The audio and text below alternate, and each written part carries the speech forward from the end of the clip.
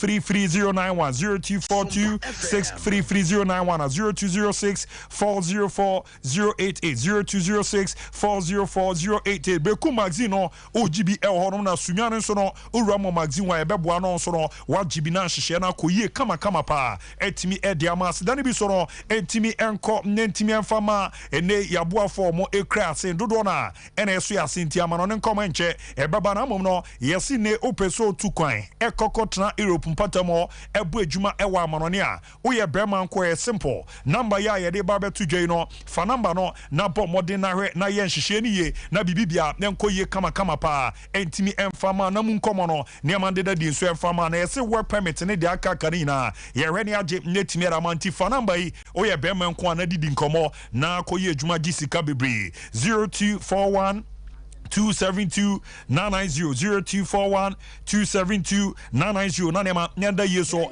Enfama Game Park campaign for Sienka Etimi Enfa Encho se Ore Sere Nema Esiatia ni di Erema Na Jesse Boama Nema Enso Adida Din Kama Sono Etimi Ediama Ni Naze Yesia de pick one game no Abababazi ne Yema number sono 1 to 36 na a simple cry Urema peke the lucky number no Nyane se Mepacho o peke ne bo medema wenye ska bibri yezo betimi atwa from 1 Ghana cedi ekoko ran 350 Ghana cedi jo ba wini bia times 26 and ane ye die remedy amount me pacho game park pick one no simple cra obaba modern waramu www.gameparkgames.com www.gameparkgames.com anase pono ukita phone na use network bia *946# waramu na boa na ma de the nature medics so omodi nupa no etimi abedwama so a me no kasa na ya na wanya nupa beso ase ebese akọfa ha bi etimi era bro na nature medics consult semenka evangelize wo ye fun ya no eye gasto mixture eye super effective o sakra na nya bi na abo a ebre na yi etimi de fio aboa ma odidi wi obofono pensi na eba ni nyina no efio na baby girls no muntie ye de menso plus mixture ba etimi e de amamwa emu ede yie pa e na ebeboa na wogia wona so na nema adade era mani nyina nsa mfio no hona ABC basa di ababa hwe no ko kwadwoba no ko eno achibosumi so ubunsa enhyara mba ye na afro ubunsa no e kan odwesa unya menso plus mixture e behwe na yisa ha no nyina etimi de fio 0248778899 0248778899 uro ni chemo herbal shop bia na pharmacy a ye beboa na nonsa etimi akebina nema adeda yeso no etimi e de ama kama pa na bretu ezemen kan fantos ne international break in on Manchester odona esan ya to aso ne ntima na mboto www.betway.com.gh www.betway.com.gh wenye du fie du wotwe a o qualify so beje wa wagena wenye sika bebre na aboa mane makwera mana this round de aba no a golden booking code no simple kra uru mo site ya twe bebi 100% o kreke so a niam de damu kama party me de ma wa code da no emfa won sanka fe no a emfa bi nka ho enyi bi mfimu utwa no 1 cedi kokoran 50 Ghana na just yediwa de bo modena yetimi aboa na osika no yasan return yetimi de ama okọ bebi a omo posters ni bo ye top up no ye na ni nyina mo no benye sika bebra ebeboa man tutu na da de ama esma se ne ba drinks na last year didi ye no na fi ye bo modena ye de ba ko mixer 5G ye den abamba ani nduaba na etimi aye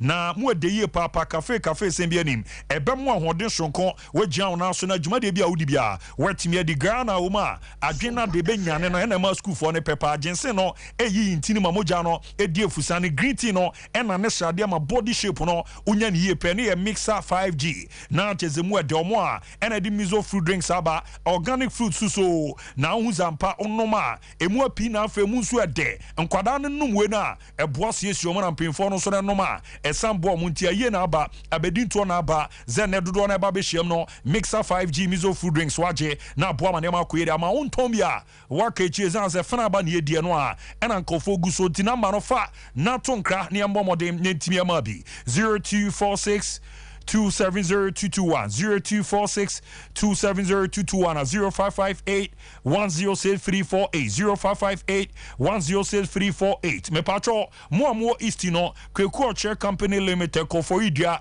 Eastin for no number ni 0243 329414 0243 329414 na KF Kinju Enterprise Urwani Chomo Nomota Swami Haya na chese Kumase Hansu Benye 0544 483392 0544 483392 Mariji Daniel L21st Kineke overseas ko na koko jibi onom Mama Esther Urwani Chomo outcome Royal Ventures Watra Baptist University Bwakwa Ujibi onom PNC Ventures Anomanji Taxi Station Opsi Charity Hospital Junction no Ubenya Binana Sachi Enterprise no Ewa Safu Abinchi Opsi VIP car park no Jibini Ambwa Nane Mandeda ye pretimi adfama tatam soro Jenro mu ewa manone na yendidi di nkomodia na chese onsato so awa like wa share wa comment na abwa ama bibia akoye pa etimi ediama ne niama deda de Super Green Eagles of Nigeria ejo mana so no mo eni Mozambique minor etimi abuni ayonkofa kensia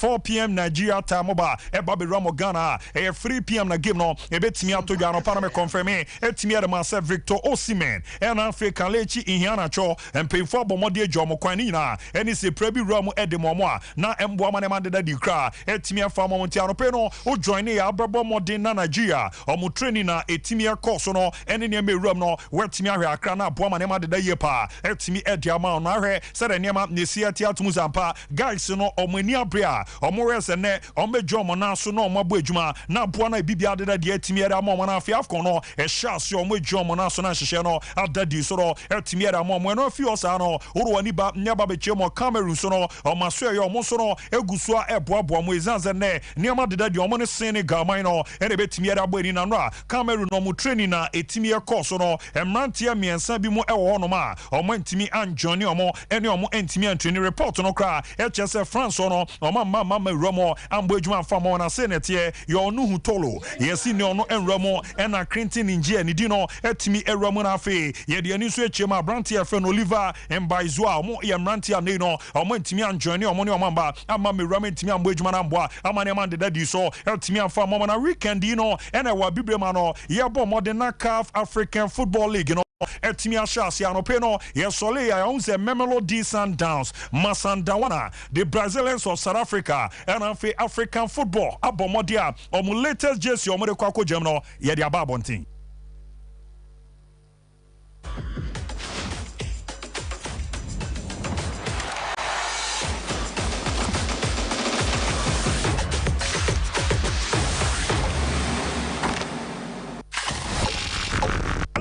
the latest JC out when he HM Mamelodi Sundowns so masio omori aba ababe rama Masandawana omo chezampa e JC omebo modena made in edition no CAF African Football League no ye dia baba be adwuma na boa ma bibia eso akoye kama pretimera wona so we no the sport mo no ene say African Sunrise na chezo hwe e wia ne niam na ewura mu Africa na ena ne yabo mode etimi dia ya ni na no e boa ma ne ma dadi so no etimi edemo mo after no no ena ne omo a confirm say bibia de dia over the weekend first game on beba omoni Pedro di Luanda eno na ejesi on beba ababa be hye na boama bibia akoye kama nsoro etimi edia momo edimu nkomo no ewura etimi era ma Riyad Mahrez nsoro enaniema dedadia na cheso gi aman no omo eji omo na so na Egypt man no edia bo eni ano so ya yonkofo akensie na wadidi di nkomo akra okoko Ramos Saudi ne niema pa ebetimi ede abro no ne ogi a national team no say no de 72 dwa feeling to play for the national team, whether I play in Europe or now I play in Middle East in a new challenging league. But of course, compared to the Premier League, it's a bit different. But I'm still young and I still feel very good and ready and a lot of how can I say, a lot of motivation to help my country to try to arrive in the best possible conditions for the big tournament and the big games. Even if we already won 4 years ago the African Cup, Atia no ya command no one ye chema na che Riyad Mahrez so jamere mo jiariaba ababa beto abonte che se Saudi Arabia League no or compare pia na nye na so no ogiri se mu edeye papa bebo no na reflecting na ne odi ogi amana ba ababe ram na afkon ma bojuma na boa ama bibia dadi so etimi edi amom nyambo ochna LeBron France e joma na so no mo ene scholar man no etimi edi aboni ano pay omo ebo mo de mo training no etimi esen rama na no edin papa sere no me confirm ya de ma se Kylian Mbappe and training with the team no na chesa no pay timi eto aso ani na mo no na ebo ma ne ma dadi ere man to join here on Sompa TV on Facebook Uzampa France omo training no ene daswa ebo ma hihye no akoye timi era mama nyume so no Portugal be jom na so no mo ne Bosnia Herzegovina etimi era boni game ano be die papa na according to report no yes Cristiano Ronaldo ebwede tia Bosnia boboko no ya de adane de no bomode poso atena wa bomode 3 matches wa body eti omo no wonya 2 goals eboa na hihye na dadi so no etimi era mama na Scotland fo enya nod na Euro 2024 mu ramo Germany no mako akako ejuma omo supporters no na didi di nkomo omo cheso muni age ezanze bi ba se no e ya de acha akra se no bomode de omo nsem ne tudwa. It wasn't here in France. We're delighted. Could have fought us at the start, and here we are. 2 games to go. We're there already. Can't believe we've done it with 2 games to spare. See if you gave me that at the beginning of the group, I'd have bit your hand off for it. It's a dream come true. It was a year ago the group came out and everybody said this is going to be a hard one. We all believed. We bit disappointing on Thursday night. Should have got the goal, we didn't, but we're through now and we can't wait to go to Germany. Fantastic! It's brilliant! Brilliant, absolutely brilliant. Tiano ya skola na Uzampa mo fans no mani agye sanse bi sesi no ya de ache ye papa na so ni nyina mo omo abom de enya no na Euro 2024 moko akakbo ejuma na boa bibia akoye timiera mo club issues kakra Torgan Hazard ninua panyin ne Edena Brante no edidi di nkomo no mu bizanze na after say ninua no a retired age of 32 no or consider ababa betra daga otunumu abuejuma as a manager na no se da bi ninua ne de sade no ne honhom ne kra no ya de empe na for now na wa retire no ne obepeso ne ebusua no ebebo mode ahwe abom na boama ne ma da yie pa etimi edi ama no tie no ensem ode ababa betudwa ura mo Real Madrid boboko no omaso ya ye baba confirm ne ha etimi ere ma se Carlo Ancelotti ama boboko no se 2 days omonko enkonko je o ma na mrese no o ma baba beto aso abuejuma ere ma club no ma confirm se ne training bebo mode na etimi a resume na boama ne ma de da yie so etimi ere ma club ye from Real Madrid na munkomo no ene ye se Adagula aniji sema ba ni nyina nse ni nkotodwe na ekokofa how ede ema na echi no obomode esan kokokonya setback no yesi ne pains no ontini biemti ne obejoin ni group na de metete kra no echese anyo obeye ready na game Real Madrid ni Sevilla ede bebo ani no aba be join squad no ne omabo ejuma boa ama ne ma de da yepa etimi ede amom ntia no so no eye nkoma baba be Roma ni nyina no yeri tudwere ama ne Roma Madrid do maso no yenkono mu ni anu Barcelona so no yen resere ne ma yesiete Barca praying for a confirm so more se El Clasico no endu no no mu players na epra no dodo na ebeba nyaba be jamu etimi aboejuma na senete yes Frankie Dion ne na cheze ne 90 baby na okokoko nye epra ne niama na ede hihye no no enombe bomode no makọ etimi akwa yisa niama ni nyina eto omugiri se Clasico ni ndu no na we ready obeba nyaba be jamu na Pedri so no omuso omu we ni se game against Shakhtar Donetsk no obeba na mo beba game no enya de so betimi aba be jamu aboejuma nyo no ko yes ne Rafinha ebiti se Robert Lewandowski so no ebetimi aba no mo se Arsenal omugiri se one player El Clasico no ntimi mo no Jules Koundé ezanzo no ni plana wenya no nyobe transfer chakra embrace no aba nyaba be join omo eni omo aboejuma na aboama bibia akoye kama pa so no etimi edi amom mo so no ye mo kokojo mo ame kakrante no echese ne omo bomodin na Ciutat Esportiva Juan Gamper omo etimi nya show mo training na se na aboa ama bibia akoye pa etimi era mo na Xavi nsensem no na no eden kakra ni na ene se last season no obomodin 31 games obon La Liga no or consider 10 goals per this season no almost omabo 9 matches na so 10 goals no already omonya a consider ade ha drink kakra emu nkoma na ba be rama timiara mo na dekwa oya sporting director ma boboko no enso di nkoma deko chese January on jindi se Barca ebeko dwama so akọ sign bia na mom no ose oni chaviana ne sakasa ababranti e friend Victor Rocky obeke ameka choze na chezini obeko akwa mo Brazil akwa eni pra no nya ye no se da ho sensem no esi etie na mresem no o the report ne timi aba na mom no yeso oni chaviana ne se di ne onkoma ni nyina mo no giri se bebo na hwehwe no akoye so etimi ara ma no weekendi a big game ebeko so Illinois AC Milan ni Juventus boboko no ena de bebo ani na Timothy Weah ne papa ne George upon Weah waba aba be didi nkoma akra osisa game ni ye game a edana koma so ye papa na face no historical moment e de man izanzo ko ekoramo AC Milan on record ye ne papa ko nyakokwe no no na ano edimpa ena no so anya akwenya aba be jamo ball etimi ara ma Juventus oni omo kwa koshia no Ojirize pene papa record ne niama oye no Milan no ebema game no na e game a ebe boama tutu akoye pa etimi edi ama no nano me de ba eba beto anim se Real Betis for e wo left back bia ne modern mobo e ya de so ani papa ni di no ye friend Juan Miranda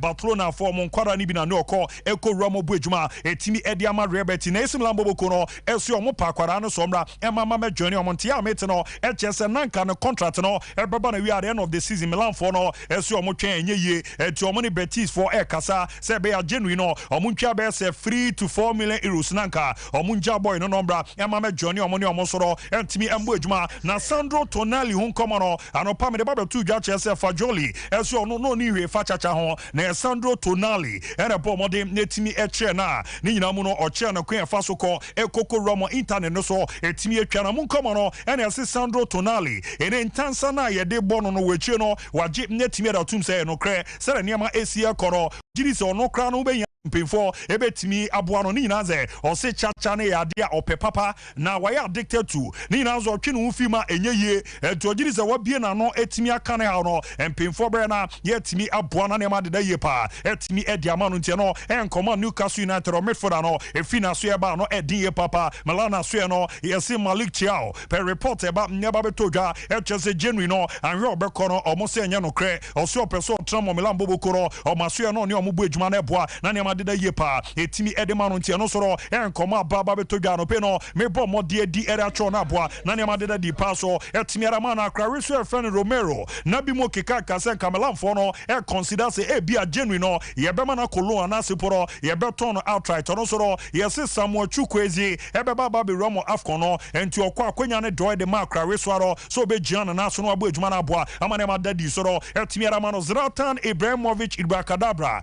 e di aba nyaba betu chese ne dache no one Milan mpemfu akọ hia didi nkomo na nkomo nim no o se enche bibi ye be pie etimi refi mu ntie no ensem ode aba betudwa asono maso no omo midfielder ono so no ye friend Emil Smith Rowe per report ne cheze Newcastle United fu eromo echeso mu hia no somra ema me Johnny omo eni omo entimi embo adwuma na embo ema ne man koye pa etimi afa omo no maso ya wabiem no eni ase ne omo didi nkomo enkomo didi no omo gidi se Pedro Neto juma eremo Vanton Wonders no munya na obeba beboa Arsenal boboko no enyo no nko Ramo Aston Villa boboko no omaso Brazil ni bi woni di no ye friend Douglas Luiz ono so no ye peneso mra emma me Ramo mbo adwuma emfa mo na week we ya na eye international break no omo Sporting Director friend Edu Gaspar ebo mode akọ nye koko Ramo Brazil patamo na okoko Ramo na me pacho ese na isi etie of city team bi etese Fluminense enyo monko Paranense boboko roko ekoko Ramo ebi so no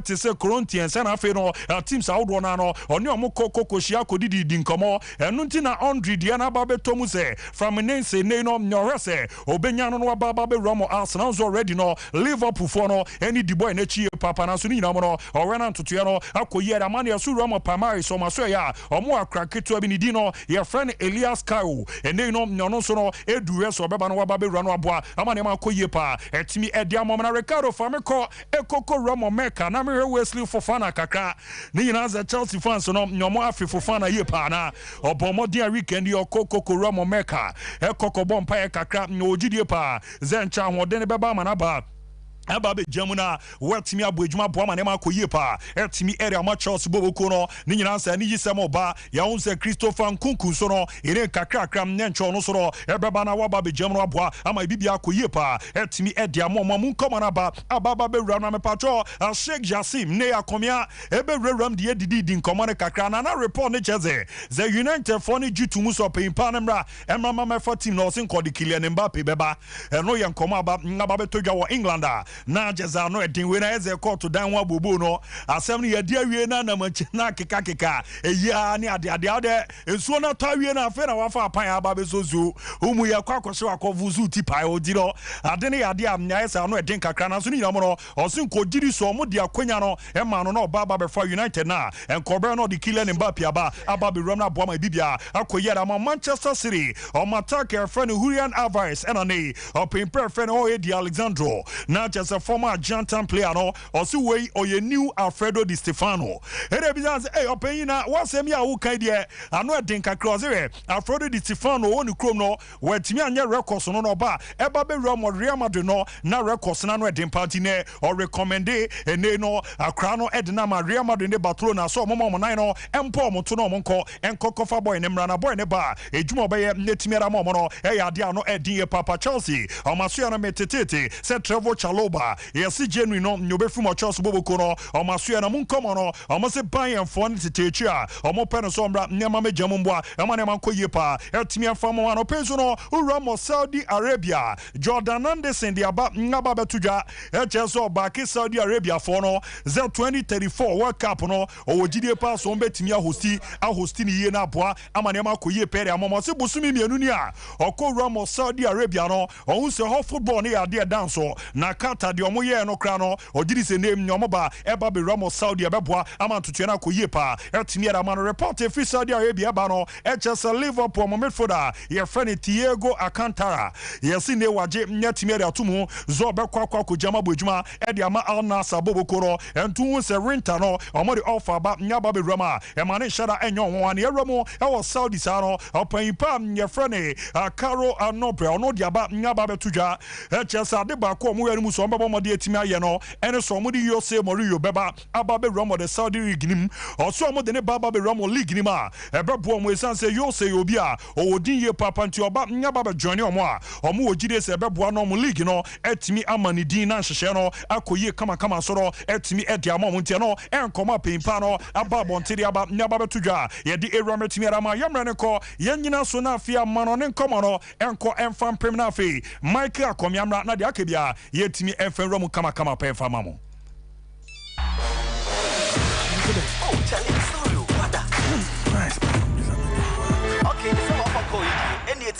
What is a Vodafone DB? Betway is your gateway to a theme park full of gaming excitement. A whirlpool of wonder where your favorite games come to life. Where you can take to the skies with max payouts that reach into the millions. All in the palm of your hand. Visit betway.com.gh. Terms and conditions apply. Betway is regulated by the Gaming Commission of Ghana. No under 18. Bet responsibly. Betway. Bet your way.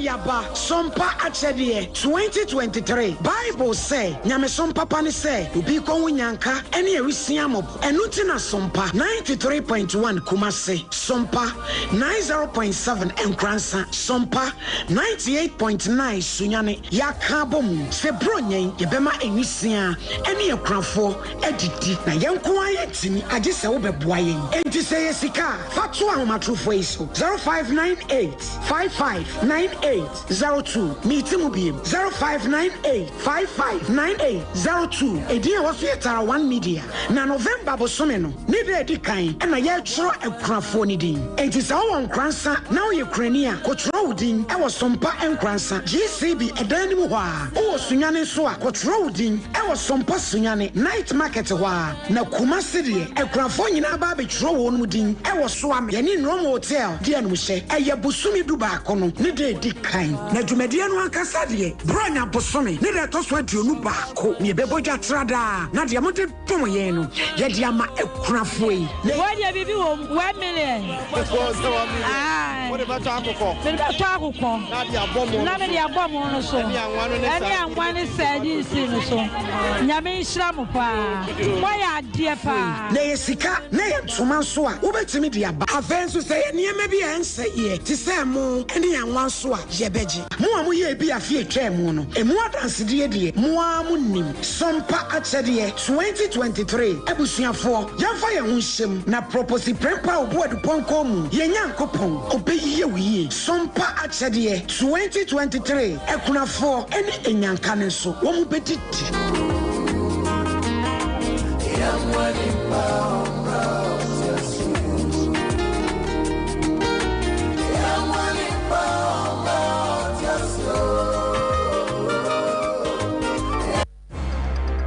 Wahese wako shop akodi dwa ahodo basket ma emu provisions ene nyoma ahodo ehia opa we delay musa edru so na ukotua nso a yakasira wo se untimi nchante me chance number na so ya keke na mom o de Vodafone cash dia uni ha okra yakako bia say dia untimi de Vodafone cash etua merchant bia or network bia so straight direct sharp enti say water provisions fuel inro inuane me say bia opese wo ye bia no Vodafone cash ama na ye mremremra ma o ye hia obeya de say obedale *110# na tua kako merchant bia ho e wo network bia so Nia Vodafone. And then man amabani ye wo momo te wo kon make sure so the 5 place aduane no ebe 5 kwasa wo ya make sure say me wo corner ho no mo so me di abana bi o aduane mi bidi ti mi yemi ensa nka no ho achi me ya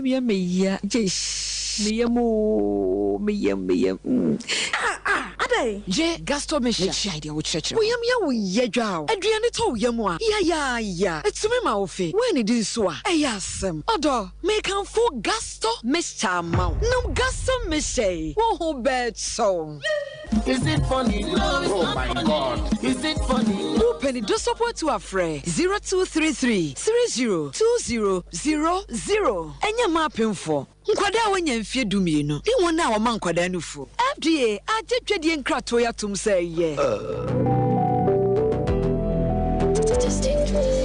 Gasto Mr. Yaflu ya diedro.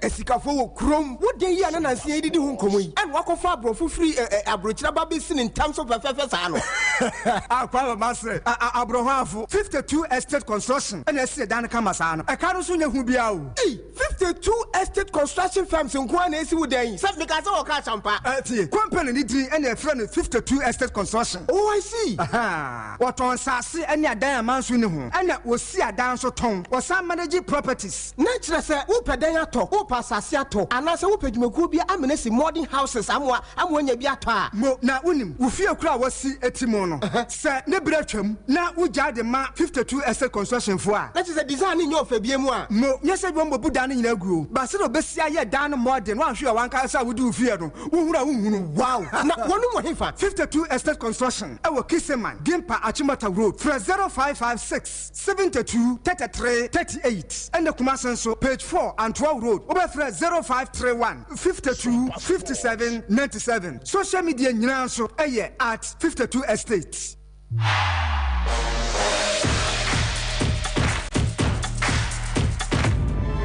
Ara ya momodina yetimi asa to aso ne mbo ma ne amande da din pray timi famanti my god come ya ya bana ya baba be rewram na weekend in sema boy de buy on the takeover no or the me afam niam bu amentiase na ma herfo so ntiase omo mutimi so ntiase na ono ababa chena mo special breading kwen fama groya boache pokua ze video ma ba receptionist na owo ha obo edwuma no no enti reception ono ndu ona oba fefefe oto obo edwuma nti mami pokua ene ye pokua na oda ono ha mezo omo kika omo nimzi na ya na and say kakra bam ni ade a different from the popia different from radio de ko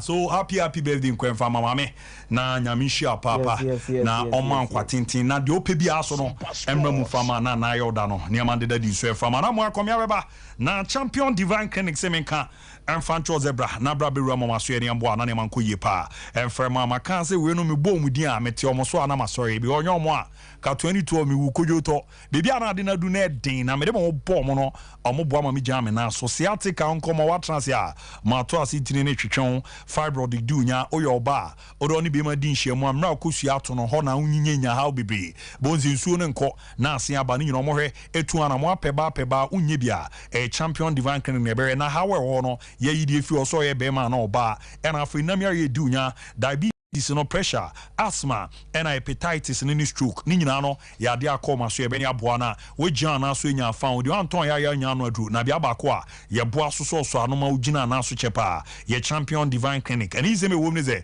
ne sika se bia wramu na wa na akozo kotwa obema we nye ntwa me pajo zebi opieto ni nkam ntino ze o ye se wo ko na bibi ntino untimi nto aso bi ma sika de amomo no omo sambo modin 18 ye de wade ma seje na fa ko bibi agiri so ko ebebo amane ma de ma Kumasi New Orleans na Jeze Maclean Hotel kwan no so no ubenyo omo na Accra so no omo Tantra Hill me patro form number no Kumasi de ne 0548593960 0548593960 na 0244230535 0244230535 ni amwa nyane mande da ye pa emfama meza ye roma ni di nkoma aka na emeze ne no yezo oboa me ne mahwefo ne metiefo na odi ewura ne ma bim ne yete ase was Manchester United take over yi enena we abebo agba na we na we ye wadide ana na ezi akrekra ma ba bedu sa point ya weekend yes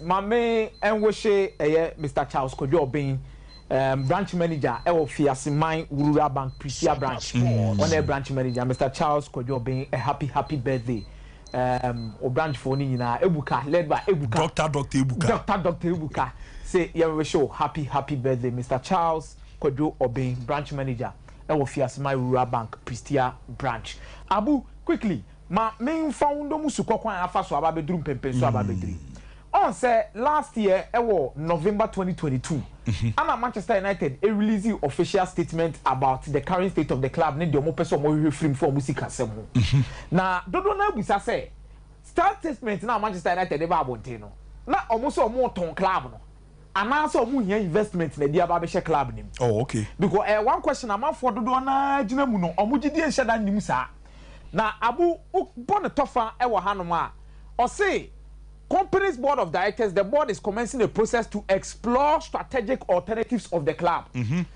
The process is designed to enhance the club's future growth with the ultimate goal of positioning the club to capitalize on opportunities both on the pitch and commercially. As part of the process, the board will consider all strategic alternatives, including new investment into the club, underlined. That means ometimi ahwehwema hunu se wo obetimi discover be shem enya se obeto club no ba person ye partner na person ye shareholder for sky day ebra so that means ometimi aton club no e dia mo obi or other transactions involving the company sa key part we no and very important for etiefo nyina so mo beti ase dia ka bia the Glazers ne nkomo ite anyoma miensa investment into the club a sale or other transactions involving the company. Now, na nipa mienu atwe omuti when it comes to the sale of the club. Now, nipa mienu ni twe omuti ni o Sheikh Jassim and yewo Ineos. That is led by Sir Jim Ratcliffe. Now, on the day now, omu confirming so mienu this kaba so beto club no. We can confirm that Sir Jim Ratcliffe and Ineos have submitted a bid for majority ownership of Manchester United Football Club. We would see our role as the long-term custodians of Manchester United. On behalf of the fans and the wider community, long term, they wanted a sale in this particular aspect. When you friend Mabetia say you I didn't even do Serge Ratcliffe on Mama for the Donantiasi. Oh, okay. And initially, no percent club no bad or better. Now, the statement in there is a sense of respect for the club, not necessarily a jab at the Glazers. Oh, okay. What you say? Compared to Sheikh Jassim the other, Sheikh Jassim bin Hamad Altani today confirmed the submission of a bid for 100% part of Manchester United Football Club. The bid plans to return the club to its former glories, both on and off the pitch. Former glories underlined. That means I want to buy another club no crown or muntimin. What I say? Yeah. It is only free hand. No, the first time Omudi KBM so be fantasy camera was February 17th, 2023. And Obia bid more than £4 billion anko. And almost I extended. Your minority in conform with this Cabetown, Yebenya Elliot Munina so much, but the main focus was Jim Ratcliffe and Sheikh Jassim because Omo and decided say they'll go at length for the club for even full sale. Now, and only a free one on Abu Dhabi. April 28, 2023, almost a beer almost first day, and some to some more opportunity. And no money now cost says buy 5 billion a crack actually, and no money now they buy. And no more as you said there be as a scanner and the sour from the doing to Musa for being a day. And come, now Sheikh Jassim na Atanasino. Sheikh Jassim Nisika or no the Quaco Manchester United, 6 billion year chilica crack. And I check your Ratcliffe so I don't see 6 billion and year chilica crack. By difference, a womb. Na the amount of bedroom pempes about bedroom in an say Sir Jim Ratcliffe na said no to 69% of the Glazers nation there were your class B and your class A or Manchester United. Class B and a Glazer family no one to obey them. Omukuta 10 times voting right when it comes to decision making. Class A for your Muguasen, which is represent the 31% of the club. It is Sir Jim Ratcliffe had been in any Secobeto Glazers on the part become a majority owners. And I'm going to vote and I'm to obey womb. And no they buy and more class A and say and I over the Tadia over 269 and so many years can go. Near the entrance in 31% in the Inga. As we would have your music go to Yampany over court and a Ratcliffe catch on some more and I'm got an antenna on Monreal. Now Nabu said Jassim the idea also or Tom Munina their bomb for 6 billion in the account kaka. But Ratcliffe no ye Glazers nephew for 6 billion difference no. Jassim to club nina class A, class B shares nina for 6 billion yet. And Ratcliffe no so to 69% of Glazers ne part no with 6.5. It's difference ne woman say Jim Ratcliffe value Glazers ne shares ne suru bebre. A chain said the Sheikh Jassim value Glazers ne shares no e was suru. Oh okay. Sa 6 billion ne chire na Jassim beche no. Obecha ma class A for ni na bi. Sa 6 billion ne chire na Ratcliffe beche no. Glazers in the oh, okay. The Como we know there na atwene tententens. Abi o de ne chance ache wo. The atwene tententen na na say na Glazers ni pushia say Sheikh Jassim first can be nye den. Enka na Sheikh Jassim ne first can be enka na Abu Dhabi de okoye ni. Aside 100% no 36 billion lechi. No saka Sheikh Glazers ne say ono 1.7 billion pounds be that percent no the community ni no the stadium ni. The toss of besa clear canal Glazers ni di na dey dey. And at the same time, no, so we are community no be developing. Abu, asem no catch Glazers na say okwakoto obi fie na nipa kra bo say. If you any bo 5 billion Ghana cedis. Oh, 25 billion Ghana cedis no so want to so ma be 3 billion. 3 billion no te so ma wa. Oh, ba be swimming pool ne garden wo ho ba be duane. Na no if you na o ton no, say the ode be na fa no ho be. Abu what you say? Matthias here. The if you now about no, the obey one chain on one phone. But Ratcliffe showed them so only a businessman. It's only 69% now come within the court. And once I quite that dream who no sad reply Glazers and said there be 69% in a me 25%, me to 69. Oh, okay. Now 25 now me to so say me to Abu Dhabi. Me person me take charge of sporting decisions of the club. Bibi a fa born who be an me amefa. Say to player, see a fast sporting director, say for player sales, Bibiano, me, and I'm a person me share that particular part. And a Glazers not say I dream one till that long period. No, they were thinking about what they would do in this particular instance when they came to set decision. Wow, is your ban is a weekend need any etete no? So decisions na baba ne ade no. Hwan and a wood to me so take that decision. A decision and cause of Amrebe. You see, decision Nankasa there, a Glazers siblings in 6, and the bet na say decided 25% in your to man as he and you. Now almost 6 no, or my dear to low key. Oh, okay. But Mama wanting be release the statement, be I say, ya dear to. By deep within or behind the scenes, they've accepted the 25%. The Glazers are very smart. And Abu, Minina me person me yes or more in terms of their business thinking. Unyina peso yeso. Yes. Arosa. Misa. Oh, okay. But me ko come anim na me nyoma mu bi no. The person na adwen yet say omo. Oh, okay. You see, they've managed to take me there's one cast of person or dachi. We all dachi man now. Abu the time make us we smart thinking. 25% no. On say baby Manchester United supporters book Glazers na cheaper play at all. Play at home. Contract. Ska o mu benya o metimi dia say a lot of players ne san your money na player salary player power san your money na. Be a fast sporting part ni na no. Ama Glazers na manage yetimi nya not less than between 1.4 to 1.5 billion from 25% no. Size can e bo mu botom. Wow. Ebo mu botom ni na sa pressure na was sporting side ni na no. Mu say yi ni na de akwa kogu Radcliffe so. Wow. It is a team ni lusu and a team ni ye bibi and a bibi sorry tia team na. Ye bobo Glazers di mbie mana. David. Ebeko Radcliffe so straight. Yes. No mo na tia chire. Na say advert ni commercials ni wu ska bebe chire ni na no. Omo na enjoy. Wow. Rame adidi nkomo mete minority bi wom ni ade a. Eno zo boa me kakra eno no ye den na eno zo no nsusuanso be na de ba. Minority for no ye class A shares for. Yes. Now on the board level no beto abanyame ya adoma Thursday. Set board no be dia to Glazer family they are okay with it but more presenting it to the board. On say it's a corporate institution. Yes. So they need to come and decide and vote on it. Now no mo ba omo nipa mako insia omo ye 12 6 siblings no. Now other 6 no omo miensa bi omo representing minority no. Then the minority for no so raise concern in this particular aspect say abudia bi. Omo se ntena se enhwe Eman kofo mu mbesi se scanning fan confirm fan koye de omo fi so bope. Na enkofu ko omo that particular minority ne so no. Arnold was Richard Arnold. Omo Cliff Batty was on a chief financial officer de Manchester United.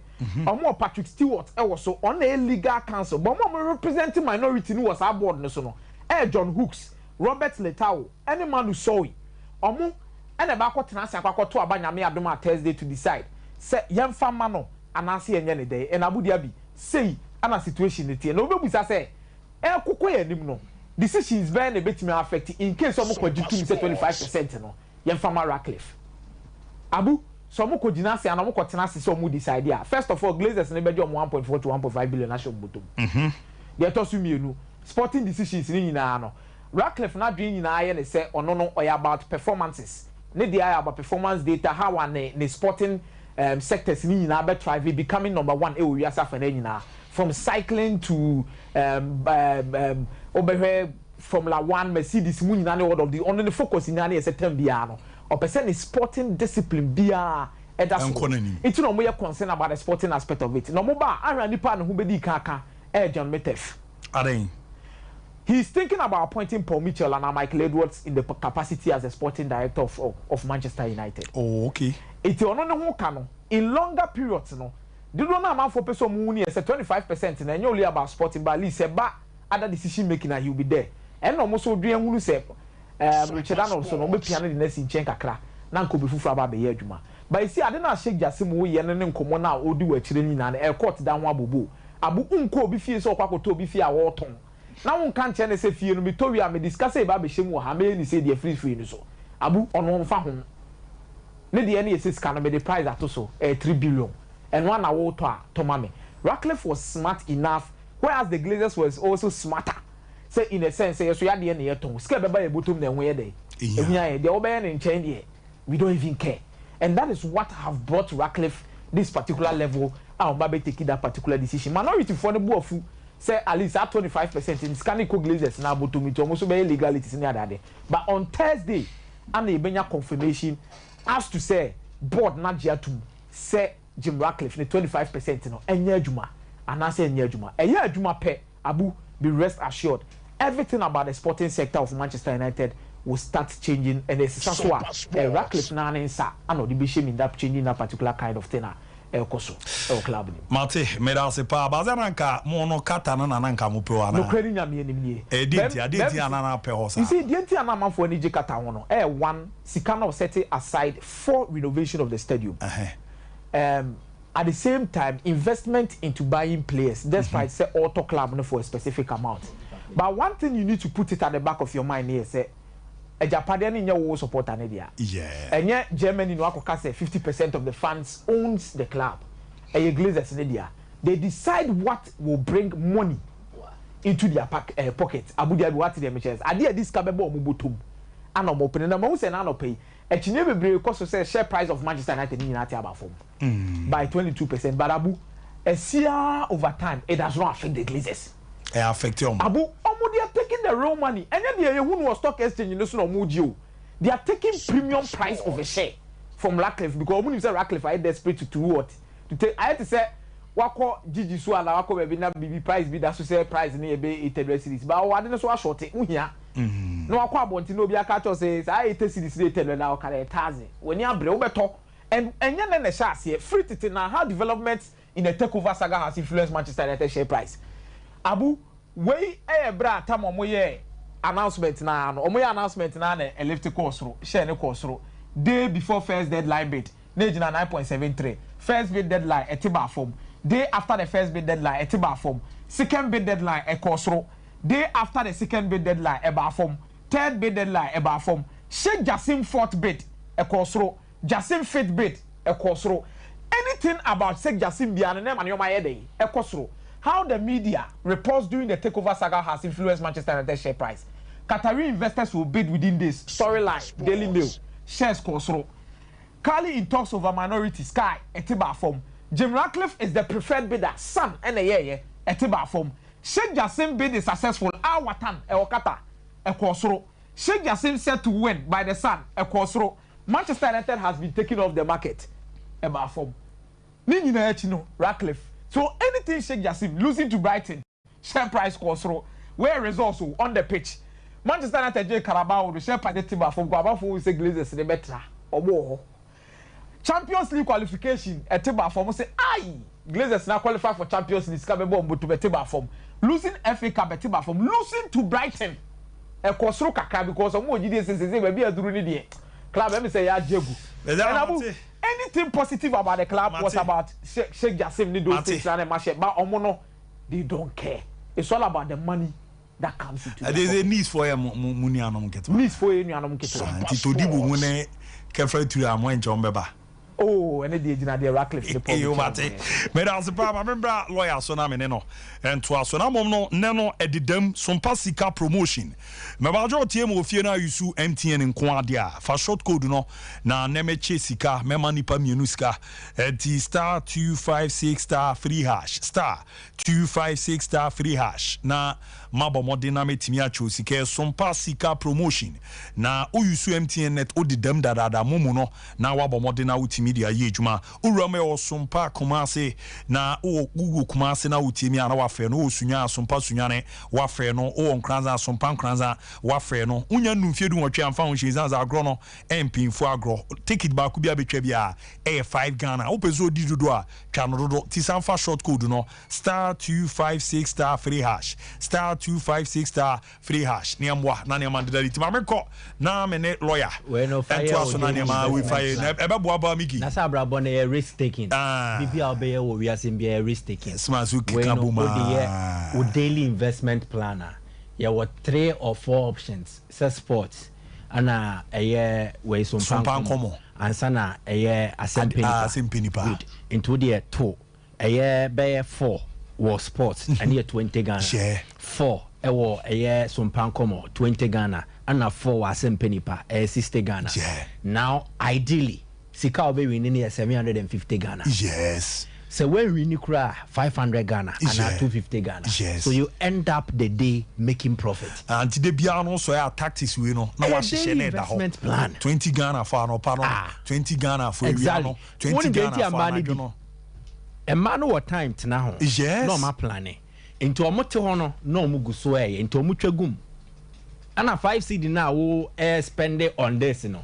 It could be your lucky ticket. Unim sene na ebe we need amawa. Yes. And mostly ana better say o come more than one. And only hear me gi. That the last time na che me tatis no. Yeah, o come more than one. More than one now. Exactly. Pie to so sa. Into mo me na obi enu ya friend no so me ye ba. Dabi. O say me ye 4, me ye 5. Di entia.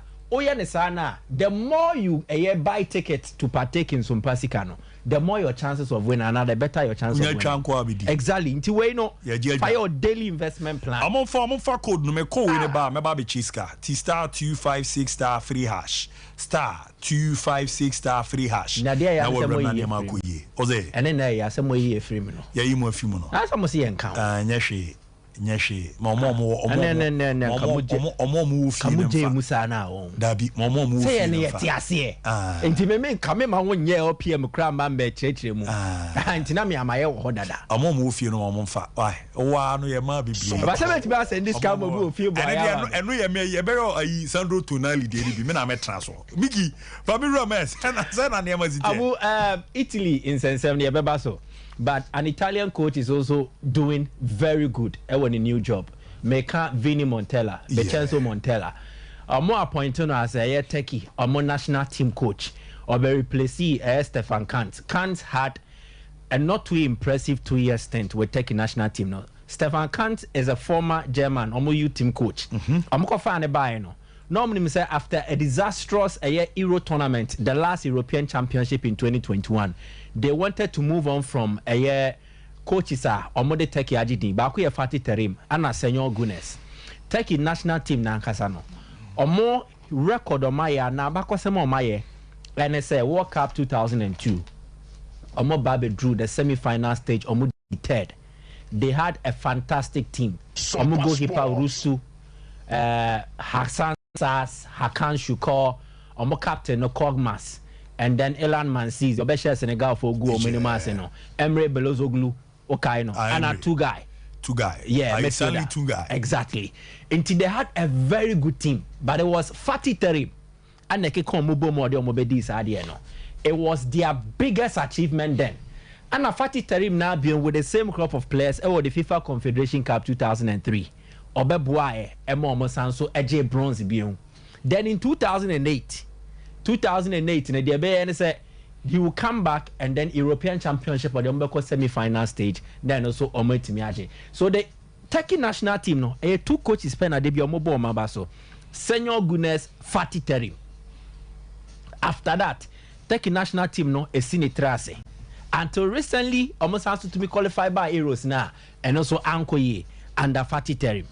Fatih Terim no any pass. They are obe hitting the peak, obe declining, and age will also catch up with him. So Turkey needs to move on from Fatih Terim. But I think the transition is not quite a problem. First, no more Janet tour, no more Kofa coaches, and then he comes in, no abe rescue omo. But this time around, due to age, Fatih Terim cannot continue with the Turkey national team. Yes. Now Mokofa, Stefan Kant and Koye. Vincenzo Montella was then coaching Adana Demirspor. Okura Turkey be less than 1 year. Into Omo appointing in September yano. In his first 2 games he's won and we qualified Turkey to the next European Championship by Germany. The first game Okoshe Turkey, Okoshe Croatia by a goal to 0. Then Enraso Owini against Latvia convincingly. We both 2 games, 2 wins. On concede goal. Yes. Defensively, he's made them better. And this was a Turkish team now come concede, and then goal scoring so was a problem for them. And most of their key performers also are out injured. Cengiz Unda, Ada Gulas Mobo, he was one of those that the Turkey national team relied on. Omonya available. But in Karim Aktokoglu, in Hakan Chahanoglu, we rely on Omo and on the Omo Enya results or pay. And it wasn't surprising, say after everything, and Raya confirmed Mr. Turkey are qualifying. The players were overjoyed. And entire Sisi say players showed this kind of support for their coach. Chahanoglu ne koso nensa. Ano de no coach na fans ne him say fans no omo na baso. Ozo matro Ameli Takim Euro 2024. Meli Takim ni say ebia Turkey omo national team no. Omo kind of football Meli Takim. Anti Ameli Takim said the national team qualifies for Euro 2024 no matter they go on. And players have come on board to support Montella's project. And no be supporting no. Captain Aswan and Sao de Cosi, yen qualified the edge fans. But ye who impact our buy no, yen our national team until they call. Na Montella and Swakwa. When I can no bobo nibi. I'm a kind of partner this with the striker. Yeah, Roma IG League, with Batistuta. He was also their deputy striker, no, under Fabio Capello, with the national team. So Bobo Nibia Kama, and kudos to him. What qualify we in say how would the trend be? You will be a fan say new manager way, maybe a coach Bafufra. I and results no all of a sudden they improve. But as to say for a considerable period, Montella Juma no they take Ibayano, a bear consistent me who swaba. and no emrening crabia ana ebetimi akyerɛ away from that too issue now person me kan wasem asa duma no me dia ma wo chacha for no akozi zen yep Fabrizio Corona guso and the autoto manesa also obesa so about the player ba ko din ne hu say na nyom Messi eko but I think that the issue neighbor is a boys ni bia started confess it and the confession from some of the players and they say they have agreed to using illegal betting platforms and as an online betting website Tonali Ajiatum Fagioli Wajiatum and then Zaniolo Onos Wajiatum. Now there are instance differences for Fagioli then Fanchasi or say app no or Jewo Tonali Tonali yeah Tonali Nedemano into no Fagioli no he was introduced to this by Sandro Tonali.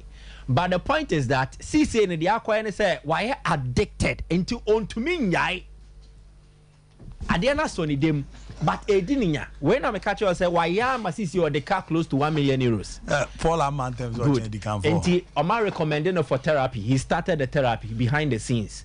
And then the way Anio Messia and he's also collaborating. And due to the collaboration with FIGC or more a prosecutor no or more by a plea bargain the amano.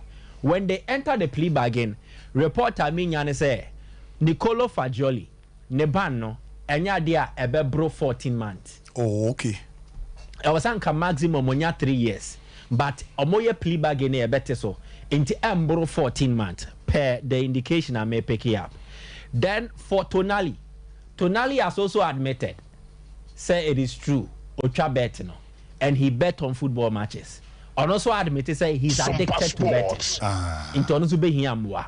The same line now I'm saying the same line so no. And also will enter a plea bargain and is willing to collaborate with officials not will lead in terms of more investigations no. Now when they enter the plea bargain, when they meeting say the way I was ya manako deep anyhow was lead other players on no. To say Fagioli no. When ya no benya 18 months. Wow. So Tonali will get 18 months and then a likely fine. And so be badi amano. When you know who dear, Wajia to me said your name dear, but it is not an excuse. Inti omobehe na omatrena son. 18 months means on to me Bobo Fama Italy national team, on to me Bo Enzo Fama Newcastle. Zaniolo the other na CC and yen who asem ne ye. I'm also a lawyer to but the lawyer the statement nesoswa. Nikono Zaliolo say, I no credit. Sompa or you so illegal betting platform online. But no, and yet bet or try a football match. Nemum a blackjack. They said the Rebecca Saturday na. The lawyer no, your friend Gianluca Tognozzi. On the Gazzetta dello Sport and a year interview, I say more Kenny. Zaniolo has never bet. We will clarify everything. Nicolo has never gambled. He has also told me it is possible that he played card games such as poker and blackjack on illegal online platforms without knowing they were illegal. We will clarify everything. He risked a fine of a few €100. All this unless there was a reiteration of the offense so great that it would be impossible to impose only a fine. Nintre Muane say Zaniolo no ontwa bet bia wo football match bia so da na ompese omo trecha asem bia tia de to so biom Zaniolo enkoto chacha eno wakache ono lawyer na nkasa na eye possible say okọ ho no eye card games to say poker ne blackjack and okoye but no kro nim say platform na eye online na all this adwuma no so no eye illegal no nim ana de to so mienu omo de omunim ne say mremu no so we bibi say a akoswa ne say e be fine ne unless I'm paying for a charge him na offense no or mamma heavy send a bear and you're fine and quan on the beton so nemum or the suspension so back on. This is the case of Zaniolo. So there has not been an admission say he bet on football matches, unlike the two previous parties in Fagioli and then also Tonali, where they say Okoso, but when bet. So they will have to establish the truth in a year and a lawyer nekano. In time where they be proceed kakra. Now, so what the Italian newspapers no ended the other Tosua. Gazzetta dello Sport diaba and it captures the three players. But it's true Tonali ne capture the pa. Tonali, what a risk. There's a Tonali ratio. What a risk. Now say he's one of the faces of Italy national team now. So Omaka somo ya rebuilding bia ne age no and the pedigree no. He means he becomes a cornerstone in that project. But then so 18 months Italy will miss out on a huge talent, and then the clubs will suffer. Or call Corriere dello Sport. Corriere dello Sport will capture something similar, but on the players training in a picture by Sartano Gli Europei. Now say the jump into Europe. But as you know, so what Tonali, Zaniolo, e Fagioli 40-0 2024. Now say Tonali, Zaniolo, and Fagioli, they are out beyond 2024. Wow. So it means Italy will not even count on them for the Euro 2024 Championship some qualifier, because CMA way 18 months ban, CMA way 14 months. You name the Zaniolo Benya. Say no so 12 months. It means championship ni be crowd say Barcelona. They will not be eligible to play. So they can't even mirror the story of Paolo Rossi. Paolo Rossi tne for 2 years, 1980, and he banned for match fixing. He came back in time. Coach need the shame Vittorio Pozzo. Or didn't shame for the World Cup. Paolo Rossi by Obeje World Cup Nima Italy. Obeje the top scorer. Obeje the best player. But these three boys won't have such an opportunity. And that is the sad nature. Saturday mitufubi. Mamefa we count. When money gets into the hands of when money gets into the hand of immatured boys and our minds, when you're careful, the omris can be no. Bet na chance muhu yanka. Sikawe sunsum. Money influences a lot. And sikabe do win same now sunsumu nyedru. Na sabe when yam peniophobia omo nyansa wonim de omo bet net know how to go about your money. You will waste it. Boys way mono. E wom so muni sika ni bebre de. But at their age any sika abo mo nsem no. The temptation and how they poorly manage their finances and because so money is good, but too much love for money, it is always the root of all evil. Mate, mera sepa lawyer Mike Asa Ibodu. Apostle Nani enko na mo maka se ne.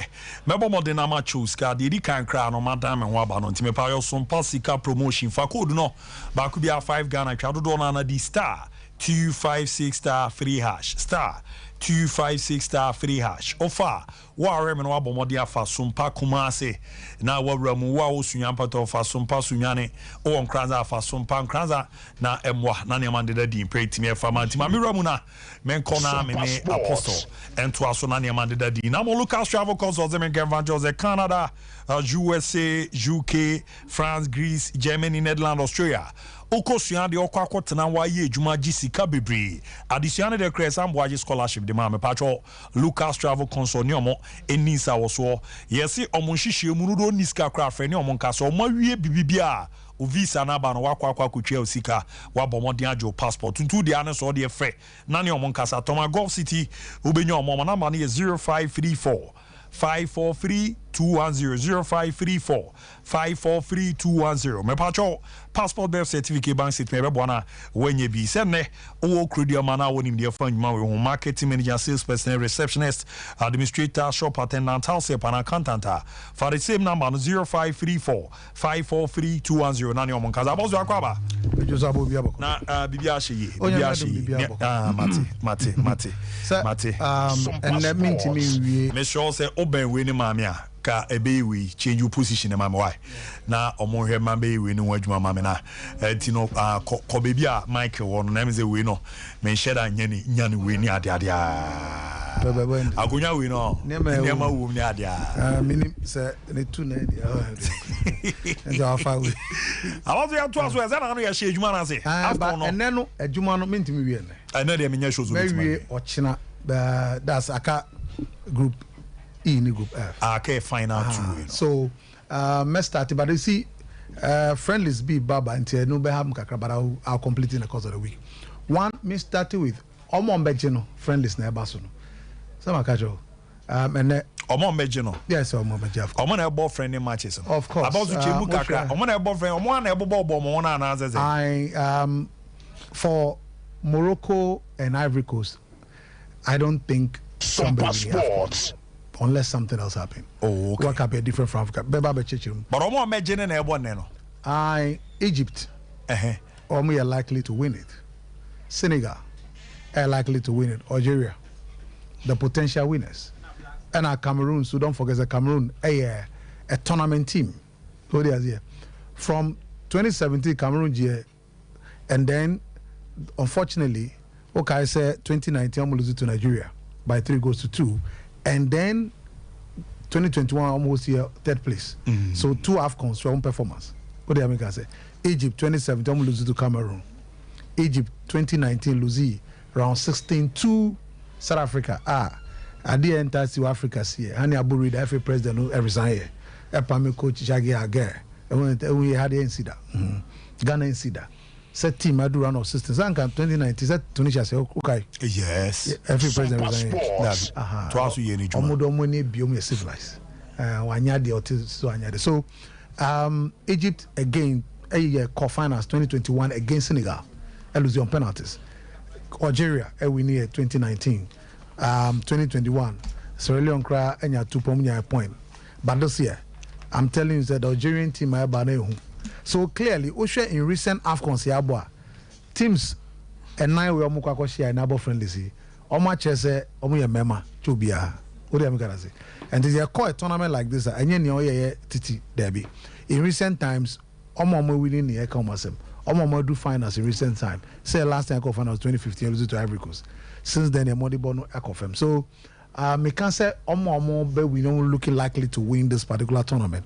Omo number friends and SO team as. Now, also when we arrange pay draw number ya him. Ya chance di unkomo. Countries you know say show in order. Show more. Yeah. When I was obitimi aje number 1. Number 1 still be Senegal. Number 2 Algeria. Number 3 Egypt. Number 4 I'll do Cameroon. Number 5 semi-final, quarter-final is on count. Semi-final. Now Ghana chances is 24 now. May our best, depending on even how your performance record might be a quarter-finals. Our best might be. I'm not sure. Quarter-final. Sure. Might be yes. Team back one bet me had dreaming to the semi-final Burkina Faso. Don't write them off. Oh, okay. Yes. So now, Morocco ni Ivory Coast ball friendly. Now friendly is here too competitive. Friendly way there anybody. But then is in a quest of praying for the AFCON.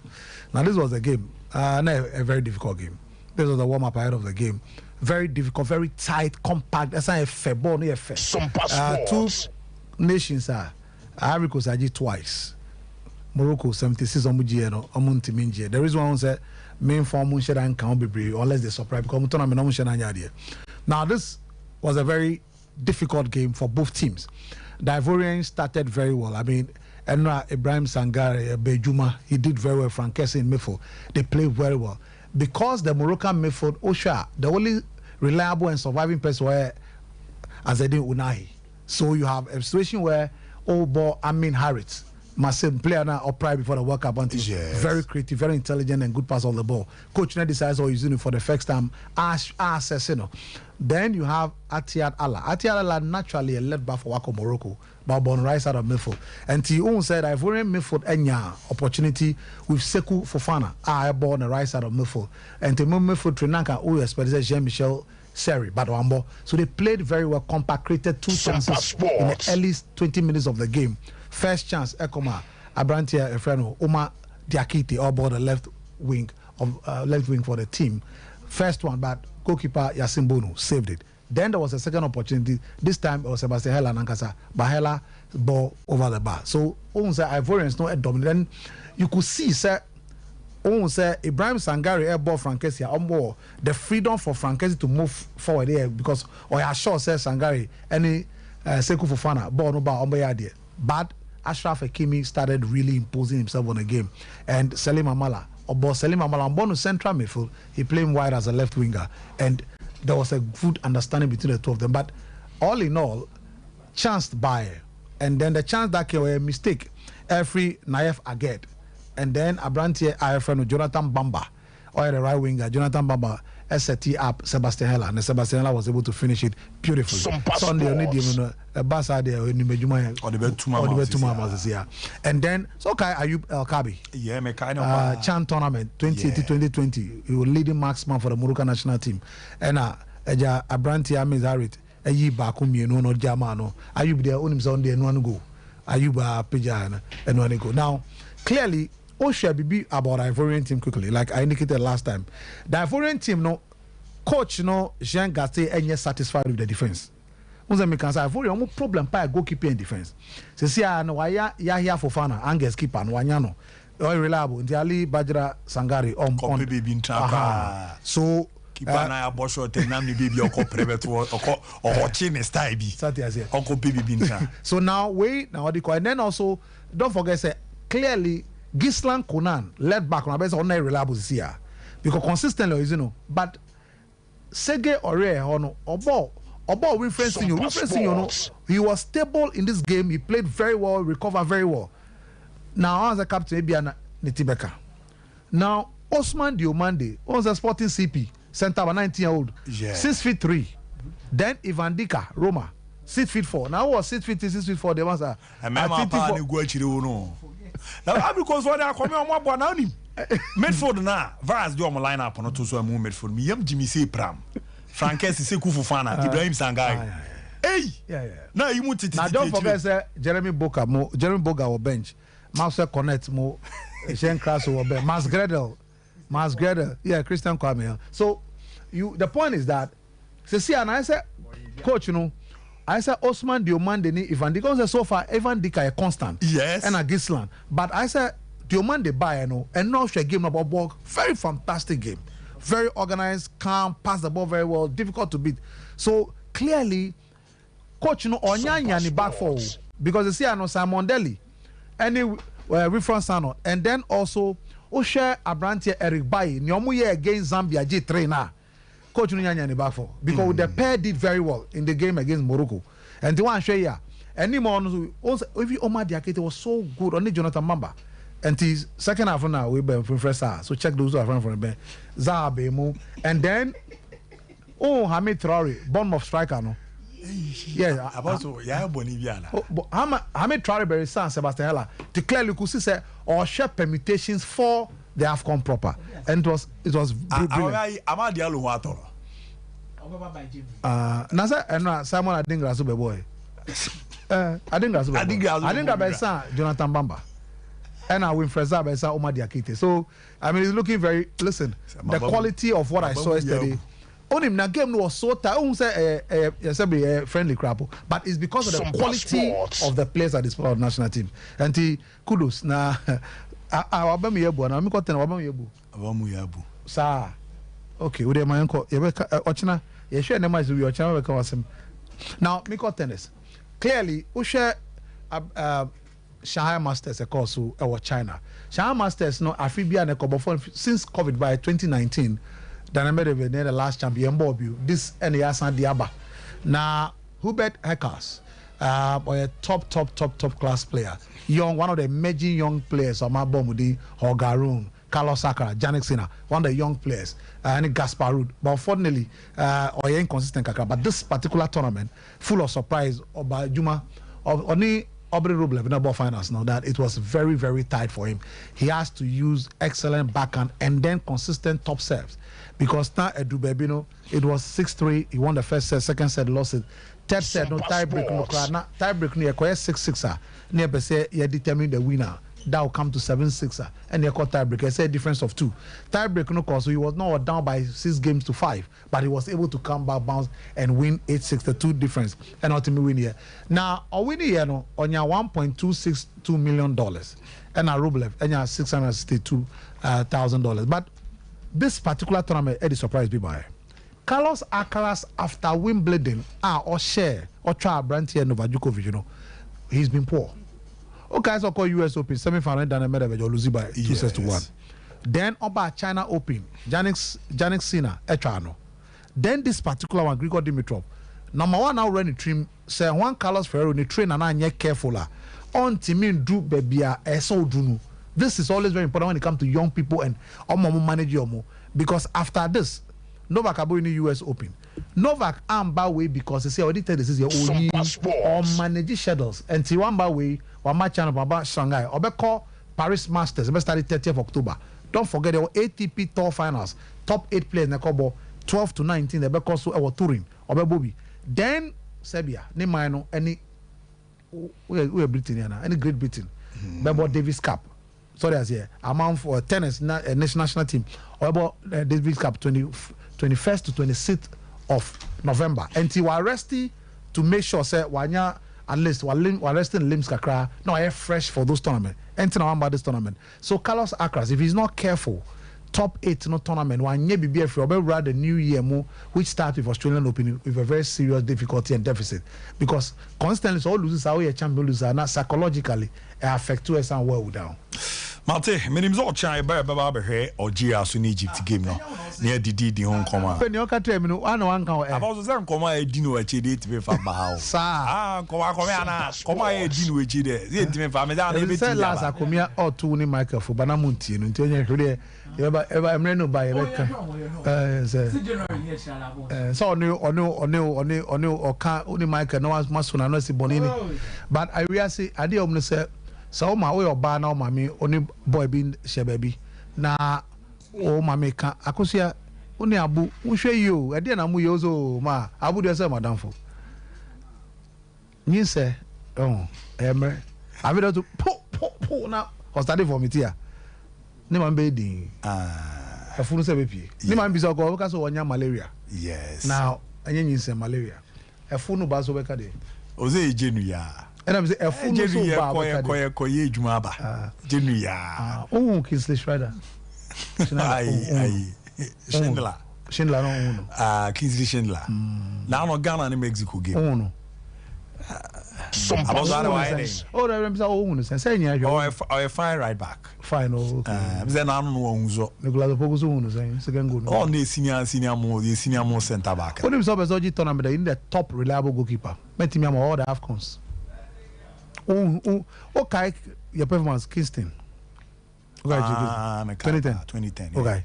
Oh, you know my beyond 2015 Razak Brahma. Yes. Do you have Razak Brahma today? Dabi. Thank you. And why? And now you are Zigimali. Oh. Ziggy. Sir. My number one. And your title near the bubble. Agroniform.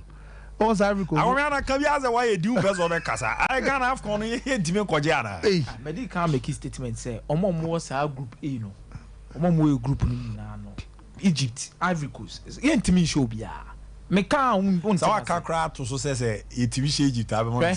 You see, on say how that situation in Cameroon near Gabon, Morocco, New yeah. Senior first game here, Morocco near Gabon. Yeah. Where they are done, you book a vet near Egypt. So 2 games. I last one we drew nothing near Comoros calculations. Near Comoros calculations. Matemaba fee, never bar memoir, Black Samigi. Or by coaches who count. Fair tournament ni nano. But I say more how can was a money. You need a better tactician, a strategist. Tier the Americano. Fair coach, you know. Hugo Bruce de Cameroon J tournament, 2017. It wasn't because they had the best squad in terms of players. It's the West. In fact, it's the West squad in the history of NAFCON. The West. That's our tournament. Not be breezy. Nine. The West. But as a strategist, he maximized their potential. I know the Kwaje tournament. Algeria Babeje. It wasn't because Algeria were better than every team. It was because Nipo Dormano. So most of the time, so who say Omu winning or Motaiko coach were the players understand the contribution and the impact of the coach. Christian, Omu Yehun and Sano. Kasane Yadoso. Oh, Debbie. Kasane Yadoso.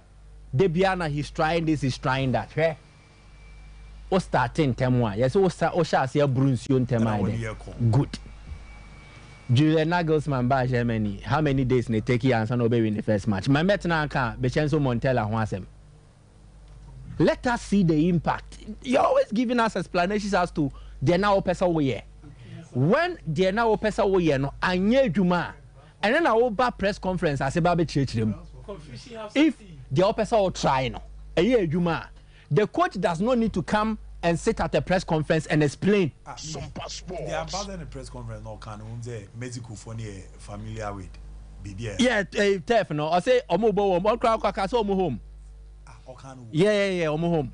I won't beef him for that because recently Mexico or more CONCACAF nations way no bo America and they are conversant with the pitch, they are conversant with the atmosphere, the terrain. Mindi ne Menkai the last time crack. They order me back. Menkai the last time crack Ghana Kobo were US. Any explanation. But maybe the enemy can how he uses players and how he tries to explain it. It is only when it does not work. And I say, wait, the NT say na me de buy. Na anya ye na sentia. Kasane ya doso. Michael, a reputable coach worth your salt. Venue, apart from say venue, no ABR issue and a structural problem. A venue for a friendly. Any competitive game, because competitive game is defined by the configuration. And needless. Yeah. Because I system. Because I only a some papa be a person. Why should that come? For me, said you better about there. Call you come do it. Obu timbo no ma be share. How? Do me keep it size assembly the and can't find that do. Enye no crap say enye no ntina ye team no. Ye ntimi ambo to say dey That's the point. Yes. That's the point I'm making. His excuse about venue anyway. Me say me a coach. Me person na me try say akomia will play up front as a top striker. Obi ankana ho. Say ye adwuma. I don't need to come and explain it to a press conference. Obi ohwe match bi obehu. Ekoyi ana ankoyi. Good. Na me ba press conference ase na me be chechire mu de enti a me de akomia kobo ha. It means it didn't work. Mate meba na ya reram di we ne de entete ho abotre. Ye bi mi ankanche no.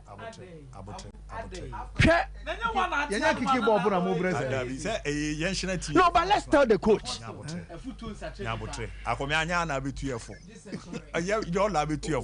2 days ago, Abuyan can't say coach no. And your confusion now set you know. Me can't your coach no. It is because you could explain Why am I teaching you?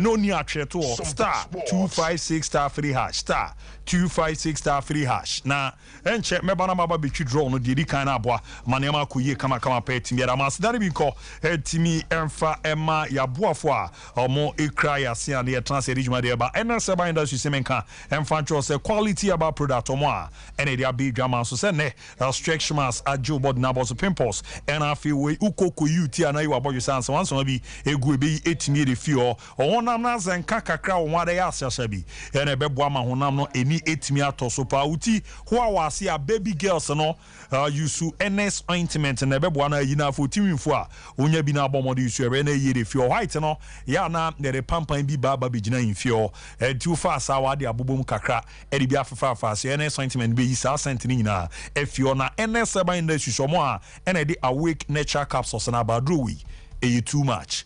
Ebeboa na immune system no ama na hoɔden ama na gya no na space and say nutrient awdo na ɛwɔ mu nature eboa na ne makɔ edi me edi ama wa emre wo mpamu ɛwɔ na nso bi fi wade no mu ba ɛwɔ a prostate no niam anko yojo nso bre low libido akono na ba form awake nature capsules na ebeboa nam yare no eyere fi oro ba boso me so bunsa na ɛka adwe oba ɔma akwara no fontimi numbi pemfo entimi numbi unya ndumfie dumienu a ontimi numbi tifa na mai na ka ha ne mboa na bibi anko yin fama 0245 079915 0245 079915 na 0276 537701 0276 537701 ne mboa na ne mande da din so entimi enfama kama na totoye no enko yin fama chocolate semenka enfrancho ze ne ye ba beboa amanso there so abam na mo amoye businesses amokra ne ma fi China no choki luxury abama ne ababe simple kra area ama o tena Ghana de momu no akra ne ma fi China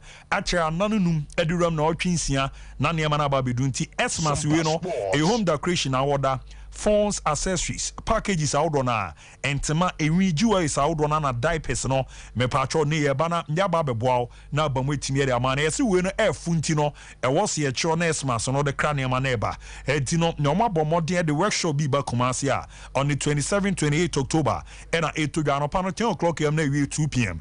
and to beto take it abe court near chro nti mo a modem run businesses no 500 Ghana cedis pe and abomodem netimi ato take it near chro now so odi edijuma zanze o kono ba no ya na bre wum na no kraka no ewum na we ne beteka no so ntifa number no na nchemu bia mfama 0535 017 821 0535 017 821 0508 931 230 0508 931 230 na choke laws in paying for ending komo Royal Form Ghana Limited semenka emfanchos and wada CBU mattresses biswa ama konyo ya wechi ya ohayo ya ni nyina no mabomode enhihye aye bana ya babi di fi na simple kra ene ko na kokoji Royal Form mattress no da so aso ndede obesa so da pa na aboa na wegian na so wenya mattress na yesen achosunye pa eno no ntwe ska na wato beda so afa adwempa de ababra papa na nema koyi pere amamunjuma panti 16th Ashanti Business Excellence Award ye bomodem yetimi emom award no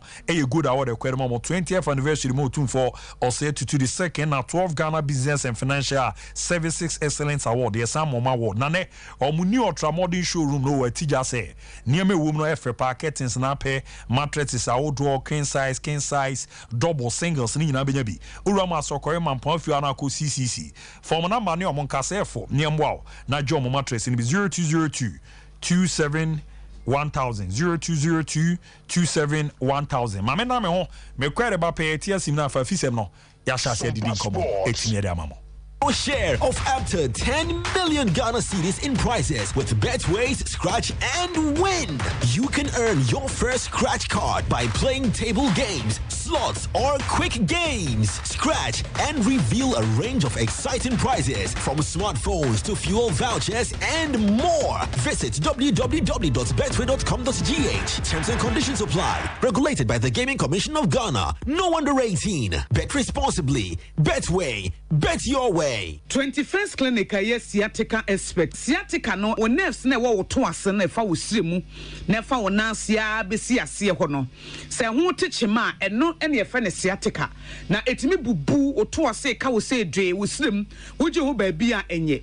Na eno na 21st Clinic ba ye adwuma pa wo mu ye ntia baso bo ma je no Ghana ha ene amono ne enyasam ketewa.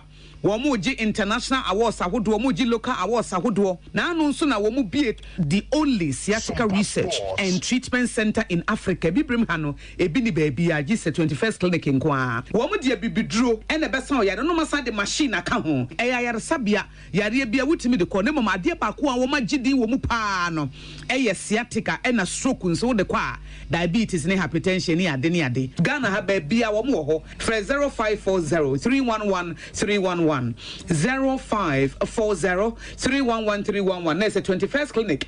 Woman is sciatica expert. Everyone am tell say wo ba no say wo Canada. Oh, woko school. Na yesi ajapi aba no so okọ na nso no de okoye adwuma. Me say amanfo kwekọ no. Enya gro. Jaye no ho na de won kosa no. Oh, Express Group for ya. Express Group. Yes, Express Group. Obia na nya bre. Be say otukwa kwa ma no ne de. Wo de obekọ simple. If you want to study and work in abroad in any of the advanced countries like Canada, US, Australia, UK and Germany, they will take you there. Let's say a visit and now Dubai, Canada, UK, USA, Australia, and Germany numa wadobeko. Say ya Jumaswa wadobeko Dubai, Qatar, and South Korea. And if you want to write an international test like IELTS, SAT, TOEFL, GRA, and GMAT, they will assist you to write. Kumasi, Asafu Leba, Runabout Wa, Encrying, Kanachi First Light, Tema Community 18, Lashibi Goy Filling Station, Sunyani, Silver House, Our High Court, Tamale, Ayama Building, Yabe Tamale Teaching Hospital, Takrade Market Circle, and our offices, our Mabe Breso, telephone 05555550067 and 0249 000448. Here in Ghana, when it comes to chicken, the good old days are back. Why?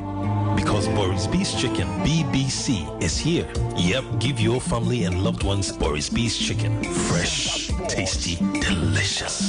Boris B's Chicken is produced right here in Ghana by our cherished poultry farmers with support from the Ministry of Agric. Get whole frozen chicken, gizzard, chicken feet, chicken neck, and chicken liver for those special family meals, buffets, picnics, funerals, and all restaurants. Get Boris B's Chicken. It's halal, so everybody can enjoy. Wherever you are, call Boris B's Farms hotline 05-444-444-53. Ask for our branch that is closest to you and come get your chicken.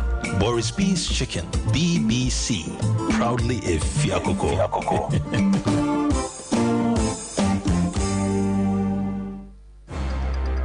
Wahese wakosho akodi dwa hodo basket ma emu provisions ene nyoma hodo ehia opa we delay musa edru so na ukotua nso a yakasira wo se untimi nchanti me chance na ma so ya keke nemom o de Vodafone cash dia uni how cry yakako bebia say dia untimi de Vodafone cash etua merchant bia or what network bia so straight direct sharp enti say water provisions fuel inro inuane me kire say bia o pese wo ye bia no Vodafone cash ama na ye mremremra ma o ye hia o be ya de say o be dial *110# netua kakọ merchant bia ho e wo network bia so Nia Vodafone.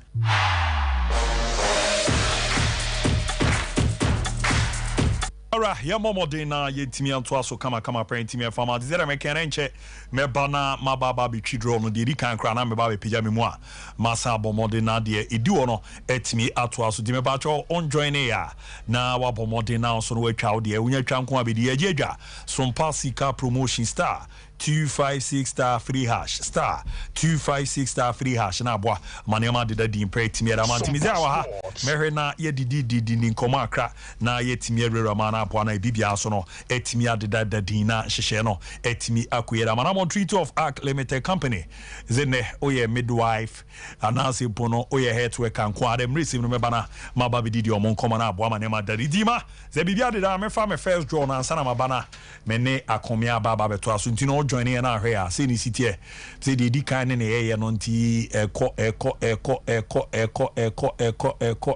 yango as a ye ya tiatum zeramba ya nyane ne no ye kase final free ne ye di si kakra t 0240 239 0240 239 tu number na sha se ya na jeze wadi wabo modi Sompa Sika promotion anopai sheshe onso dia kan dia ebo amane makoyi pa etimiera mantunsa kan dia ti mo ye we no kwan ne da so dam se ebo modern second abandie nche we na no me ne be ko na me ne na kwa kodi nkomo ti star 256 free hash star 256 free hash na warum no abomodin ababa betwa me ba be sorry so a mesa abomodin na de aka no metimi edi ewram kama pa etimi edi amantie nche me kona me ne we na no akwa kudidi nkomo na ya hu sere ne mesiti be don to Treaty of Arc Limited Companies in there oye health worker so ye nurse midwife lab technician doctor akunyaba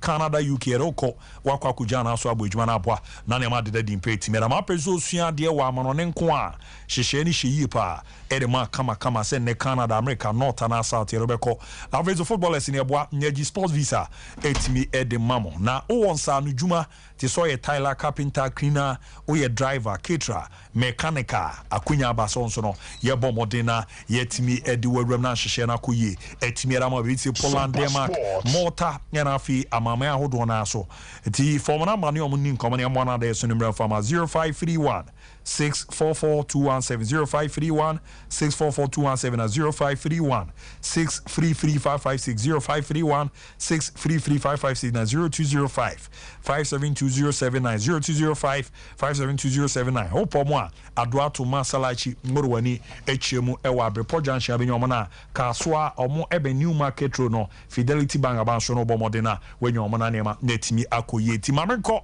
na we na no mini ni nkomo pan na umpombo ko de Yami ado mi tumbo ko abu. Me pa cho Kasafi. Hey. Ano pe de mama me feeling. Kasafi. Me Kasafi dum ko fin. Oh wow. Na je anope no de dama Sompa sika promotion. Oh, anope de. Asen wanya asen. We have 250 Ghana cedis. How cha asen? Which are 15 cedis. Wow. Meka Sompa sika promotion na waje so say ye jedwa. Sompa sika promotion. Ye jedwa. Dia na be ka cho omo hwe ne omo mutie. Omo enu we dey. Other time we try you na try ba ko pe amfa. Ela me say no, ela dey no Charlie. Dem we say me ho tanti ma me try me 17 Ghana dey on the phone so ma me pan try. And say we dey aso ama me no. The one mo feel na mo feel na code in there was to star 256 star 3 hash. Try na real my JD. Ati akwenya za wo so be san ba betwa di biem wa enti no de to so no so fa wo hwem why ejinem seti eno ya dance the star 256 star 3 hash na wa bara wa ba be ram na so no wa bomode atwa na abo ma ne makoyera ma 21st kene expert in Siatica ene e bara na ya boa na wo gian na so na ne makoye pere ama na ne niemo mode abam na no edin ya bo mode a ya wa ahodo na na ye so Siatica no wa transia ma to asinti ne twetwon e ma ne man share and dey yentimi e fama 21st ro ma so me na ya so ano kama pa etimi ra man ya wa ahodo na no omo etimi esa na uram ewo maswe ya your lab e ribedo surusu na scan services no enso e course Friday bia makasa after ejuma no tofa ho na je massage ni bi na machine treatment no enrum e from more than 15 branches Ghana bibia omo eye ejuma Kumasi Arena Overseas Junction on Benafre Radio Obuasi Council Court Score Junction bi nyom Accra Domain Market no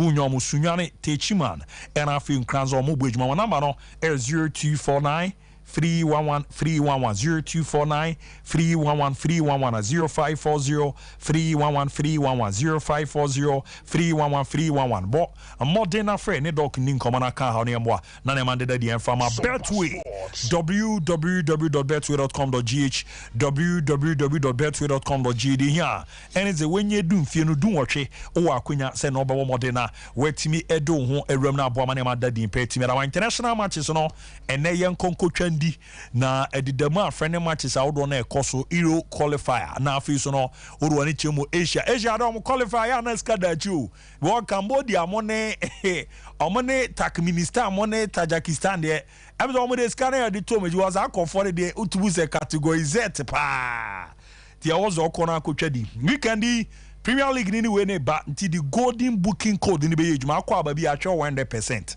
Okreke so akwa bunze the golden booking code ni do offer anyi bi mfimfa bi nka ho. Utwa 1 Ghana kokuru 50 Ghana yediwa osika no nyetimi esan de ma back. Nti ramuna ya moama ne mande da di pen fama terms and conditions ya de omo apply no omjuma dia. Omo edi ni nti Betway na ne mande da di fama express group se menka Vantos open so tukwan kokuru ama no de kosua de ekotron yejuma open scholarship anasa admission visa assistant and free ticket no open so modern kokoto kodi holidays express group ne do ramuko na kokosua de boa mane mande da di pen fama bit se Canada US UK Australia New Zealand Germany nyama ma wodo ne do ko ene ba ne IELTS no SAT no GRE no GM80 no na TOEFL no ne de aka kan no ye beboa na so sa so hwe no do ho ram na ne ma dadin so etimi edi ama openchimu bia www.expressgroup.uk www.expressgroup.uk na omo bo adwuma nti Ghana bibia omo ye adwuma Kumasi Asafo Kafu Labor Roundabout to be your Makra, Kaneshi First Light to be your Motema, Community 18 no La Shibi Gori Filling Station no Unyomo East Legon so no Nyoro Oboben Trinity Theological Seminar and after Takra the Market Circle or more any hot and nesto fast food no need in Yana Sunyane or Nichemo no Silver House wa na jeze court to 9 or more eben or tamale or more ben tamale technical hospital na fi bibieni court to nchen wa bobo modin wenyomo ti first press group for number ni omo nin komane ambwa na ma no nin komo court we ni from 024 900 0448 024 900 0448 na 055 5550 067 055 5550 067 na 050 8111 343 050 8111 343 Tirabuna Express Group yamwa na ne mande da yepa emfa amount mame kona me ne akomia chance ndi di nkoma mresim no apostle mo ababa bewram na de aka ato ameze akwaba mejo so abudi Ricardo mame Ghana Mexico game na ekoso weekend no na oresere hun community atia na no edempa ameze yendi di hun koma gram the game no na daso an nkofo enjoy Mexico boy come no intimiate. Abu, I'm not quite surprised with the results. Definitely I knew Ghana was going to lose this game. Now unim zo mbeshe. Yes, against Mexico. But over to us na mo me catch check for still some Pasika promotion no. Mesa betwi second draw no me ba betwi.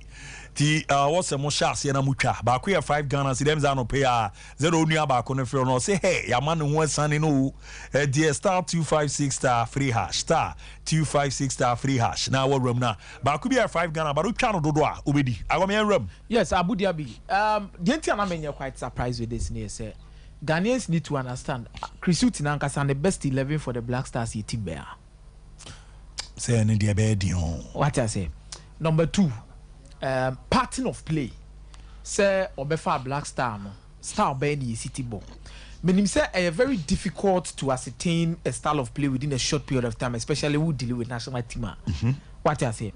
But if style of play broad na yebebo possessive football which is normal at least there are key patterns in terms of stages of the game we see a team who say a coach in insano near day. Yeah. Key patterns near Casa, for example, a bini there. Abu Dhabi, whenever Mexico had the ball, you could definitely feel say they will make sure say they move it to their wingers. Move it to their wingers are crosses no that's not coming say direct. Either a cutback and obedrobo say no shooty. Then will say Ghana ball with high line. Targets so the patterns midfield yenche ball so 1 2 3 through 1 2 3 2 just how they want to actually they have a strategy against playing against Ghana, but me say won say against Mexico what was the strategy of Ghana against them? Yan share matches ayabo and Chris Utin anyhow ya pe kwan bi so afa so they are winning those games. Ya ko Angola away ya bo Angola Sompa Sport there bo Angola ofina Angola was the best team of the day till last minute ya ball free kick back we na ball koto net. Away game we considered the first goal and actually ya better with saps then wara the ma ya Angola wo kroma say na saps ya kwa away no the ma ya share goal me take no was saps and me take an against Angola ya buy be ball Central African Republic ya share one ya hu chire ade changes aso bae no was saps and esa me de ye e me de share goal ni de koy ya kwa kobo friendly games we've lost it ya ball Liberia against Liberia ya show mo one actually ni saps bi ba mu no ana game ni sadane. Yes, so it looks like the trend has always been say game ni mu ye den and the saps bi abo mo ba no ma ba be sisa game ni dey win it. There's nothing bad about it, but when you're a country like Ghana, expectation was so not even as much say oh try so be manage expectations no. Definitely at least a style of play or even how Ghana be dominant in some key games or some parts of games are yehunu no very important. Ghanaians ni anywhere kra no ye de tu ye ho say ye kona so bi ko hye ya Ghana ni betima tena se aka say ye ko ye bobo pa ba nipa ni ye dey e hye. We are not creating enough. We are not even seeing enough patterns within this team. And you rely on individual players are you omo free game ni man one no. Hwe dey say na virus dey kudus. Ofa ha no di nachi. Ofa ha no zo nim no. So nim no. And obia ya hunu Ghana say if you take Kudus out of the game, you are done. This will be on the bench, and as you know, maybe Bano Babishim. So your first 11, so it's a ne Jikuni Amate, Adechia, Joseph, Nicolas Opukuni, Joseph Edu, Adechia, Sompa, Baba Man Tre, young friend. The following day, Gideon Mensa, and yet, Mediama player in a Mokobo, this year, no players in Swan. Konosu be shame be. Azokra ko join am. Right back hono. And they said they saw the player oba obestate. Tariq Lamptey on never ball. Wine. Clement Foot Ali Disedu ana. Backline day. Then in the midfield, Thomas Partey Salis. How has it worked for us? Idris Baba on the Salis abebo. Send a koye. Edmonado. Send a kosi. Abu, we are not even getting Elisha, we are not even getting the proper spine of the team so well. It is fully understandable. Say Abia yenya winger bi obefima mo befufu abeshim. Anasi ebenya striker ba ku mienu bi amana frima mo bi abeshim. It fully understandable. But when it comes to the proper spine of a national team, each and every single nation going even into the AFCON knows how and how some players Apostle Chechem indika ebokakra. So you mean that there's a constant figure in the backline, a indica. Oba midfielder, Utumutai, there's a constant figure in that particular midfield. Ibrahim Sangare. Oh, Baza Ghana, ye nyipra. And the funny aspect of it here, say Amateni Juku on Beboino. How has the injury situations even helped situations? Are you building something reputable in the near future? Say no Bebuana. As I not near born Nicolas Upukune. And Obi you be a free mom before from bar when the system is working and you feel you are doing things right. I was say A to free more B bar B at least. B and me and equal crana B should be doing closely to what A was doing in the same pattern. I mean, the whole system and everything. You see, San Yoma wink it in Kitty winner. You see, ministry no way for fetch no more yeah, Emma. The FA the power to do whatever they want to do when it comes to decision making. Because Chris Hilton was pushed by Sompa Sports. Clearly pushed by the government. What I say? And Ghanaians had high hopes. Say Otuado or a scout at Juma or Dortmund. I'm on yen, I do so be Dortmund, Juma Abe day.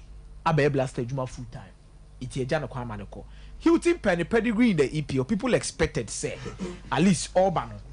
Yeah, at least Abu, the base of how we are going to play in a certain pattern, which is different from what we saw in the last few games. They qualify for the World Cup, they be evident. But then they Christian Baffa Jumano. We are not seeing even individual players improve within this particular blaster setup. Abu Amunina pe. About to out of the ball be all our shala as a day yika crow. Abu and I'm a wild to out of the ball allow you. There are patterns. But wait, you're not seeing anything. And I'm saying it right here again. In the AFCON, we are Ghanaian. Forget about it. Don't let any member or Penmubia Medada Mosia Kwakoji AFCON. Team no Emre. We are not category D team. Blasters here category D. Yes. Category D. Blasters here. For any B for any C. For any B for any C for no crack. Oh, say for any nam. Ivory Coast, Algeria, Morocco, Senegal. Abu Untimi show bia nintimi show bia. Mempese media tuno. Yetimi show bia e born e bo etima so. Abu yentimi show bia. It is not even realistic. Per bo ayebo, per how our players in city or body language for some of these games. How we want to win. Where is the hunger? No, a common way. Boys in the ball on a crown who's a come crowd who said they want to do something. You see, and you blame with the die you most of the time on a Baba Rahman for these things. But Oma Mobio, Abu, how are we better? I'm not saying Baba Rahman and the day you improve our team, but we pick the wrong scapegoats and the elementary scapegoats within the setup. But truly, it is the coach who is not performing. Hey, and Chrisuti Jumadia what did you? Oh, Pijam. Chrisuti and Pijam. Yankasi and Pamu Chrisuti. Pijam. Wadaruma Chrisuti Pijam na one of them. Masadi di Dramani mo Pijam. George Boateng and Yakasa Bebrebe mo Pijam. And one of them. We are not seeing patterns. We are not seeing how our individual players are improving in this team. Munyai Anyasa Afcon no. Mo bi afani sikan kwato sonko. If you don't see improvement within this particular team, men for sikan shem. Mo ko no mo failure they should come. me aso so nkobo ka hunu bia wo ho because the team is not improving bibia no ache say ye kosoro ye blasters ni egu tom meja abotre the bia ni your players you see ade ana e bufu kaka na say if you are talking about world class players within the setup ana mo ka say your players your world class abu world class by when Sompa Sports atiziki boy about see oza komia your goalkeeping problem pa abu we have a goalkeeping problem because you have not been truthful to ourselves and all the Lemu have not been truthful to themselves. Sir? Yes, Ghana doesn't lack goalkeepers. I'm telling you for a fact. Omoy. Abu, yenshishemu ye. Ugujidi is a goalkeeper ananka. Abu, yenshishemu ye. Ugujidi is a one wazo. Oh, Abu, ne kromasi yenshishemu diya. Yenya goalkeeper kromasi mfani kwa debi. Why ye local league ye boy, ye goalkeeper. Yenya bi mwane kwa dana. Say no na mi bisa hwan. Aha. Oh hwan. Nasa dala mu nyina didi soko. Dala na hwan bi. Fere kasari mu nyina didi soko. E na hwan bi. Yebe movie aba akwa oda Accra Lions mu nyina didi afo mu. Omu nyina didi mu ko. Omu nyina didi so. No, I'm not talking about starting now, but if you are doing the right things and the right stuff, can na some make you want to statistics that should there post mu. Are we still following Richard Ofori? Yes, still not Richard Ofori that's your number 1 of blasters e bidi actually SAB number 2. So these things, it is like as any talent to Chromas. We Kasata said here, a business system. We are not thoroughly doing good work. Abotre. Migi. Abu. On bombo call there. Nyame ado baby I come and elsewhere. Komo we non kana ba o de chance na for me room kakra. Okay. Na se me dane me ho akwa baba beje nto aso na. Na makwa baba beje. Den e koso baba because of late report bi ni niama bi ametiti ni nyo okay kra. Den ba na koso. Was a Friday no Kodokobo game. Yes. Na Kodokobo game na mesume ye de mesume. Oh. Was a mametna mo. Ana mo hu me. Exactly. Me yese me kwa hwehwe nyoma ba ko mienu miense bi. Na dwumadie na me kodi ye no. Anhwe ya se yentu ye hofo ni yentu anamwa. Baba Yara Stadium no. Emre bi ba ye beka se yem closing it now. Me so memo ato aso bar me se say obi ohwe bia no enjoy ne Sompa TV on Facebook na ombehwe nani so ade enkomo na aba bi no nipa na ba be ha wosen kra bi gu no awosen be gu no yenkomigi ye betimi a close stadium no down and say djuma we am koye no because hwe Kotoko match bi but not necessarily because of Kotoko so hu a I am in Tanko Stadium ebi also am baba dodo na ehu me because meaning I'm around on Thursday, on Friday. Me raba ba yara hoko ye djuma bi. Wow. Not everybody saw me. Ejuma ne say Baba Yara Stadium near the ma contract see any renovation. And renovation no it was in phases. The ma contract no. Ubekaya 2020 no nyina no ne aguso ye be use for set match ne ye sanso e closing the derby na Kodokobo ne matches home away from home. Ye first phase of the project. Second phase no maintain so mashase na minim so mashase. This be a coherence for no more chair. But even with the first phase number here no e cost 90. First phase. Yes, and one share facility no make a bill. See ni anko ho na yentu anamon ko NSA for no one aban for wa. And here stadium you ha na catch say closing it down. Yep. Insure ya nyoma bebre but insure sanso say ade. Okay. Especially for structures. Baba Yara is a fountain. Onim fountain. Our fountain. Good. Ebunsuo pa. Good. Baba Yara elikin suo pa. Yes. Nancy ansio tutoi. Uhu se stadium ne walls no. Insio buba ba. Sompa Sports. Ebi adom na ekọ no ma dwen kọ so. Okay. Hey. We insio we wall ba ko hu. Insio no liki sa no mesrɛ we na nya se eye bibi soro ma ye chance bi ne. Every wall nim. Yep, insio we de ebugu no. Every wall nim e na ebugu. Ediana na for ne ka so mo hu moja e wo mo dressing room ani mo no me ka tell me say nya moja e ye mop ano die red no e na etu friends yo no yep inso na me ko hu ye no se wo gine mu a na de da wo nan ha Yep. And here anaju before the game. It be a chance that NSA for new who no more be come up here. Intentem to ready the facility for game no more boy no. Enti video no di kan kire no. E ensure e didia ko walls nim. And we no directly baby I think say a VIP no ase. VIP na ase. Yeah. Hey. Enti VIP na ase no. Ensure na didia ko mu ama ebugu. Enti ebugu say na eyiri. Enti say yembo we wo ho a minim if the NSA will give us access. Say yembo we wo ho a kiaya ye betimi akọ na obi ade nani akọ akọhwe. Wow. Ti me fami ade we na na nsuo ne bisa so free throw. Yes, and this is one wall. There were several pillars so a nsuo free muba. We no ebugu sa we stairs all day frosro. Na stairs no hwe ne nkyɛnkyɛn ho nsuo ne leaky fast roba no. Inti elikia and na munkyɛn ni na didi mu for more than 3 months. Inti nsuo ni bugu ebugu. Anya se nsuo atɔwɔ ɛyɛ stadium ni inside ho. We a stadium ni inside that wall no eyi nsuo enso di egu form. Onko the next video. Next video na you will see a section of the wall the support soro no emu crack it because of the water. So na tama a crack it. Now where's where? A light in Suojinem. Yep, and the risk in this is that obetimi suffer electrocution. Yes, because so ba be jinama. In Suojina light in him into once so.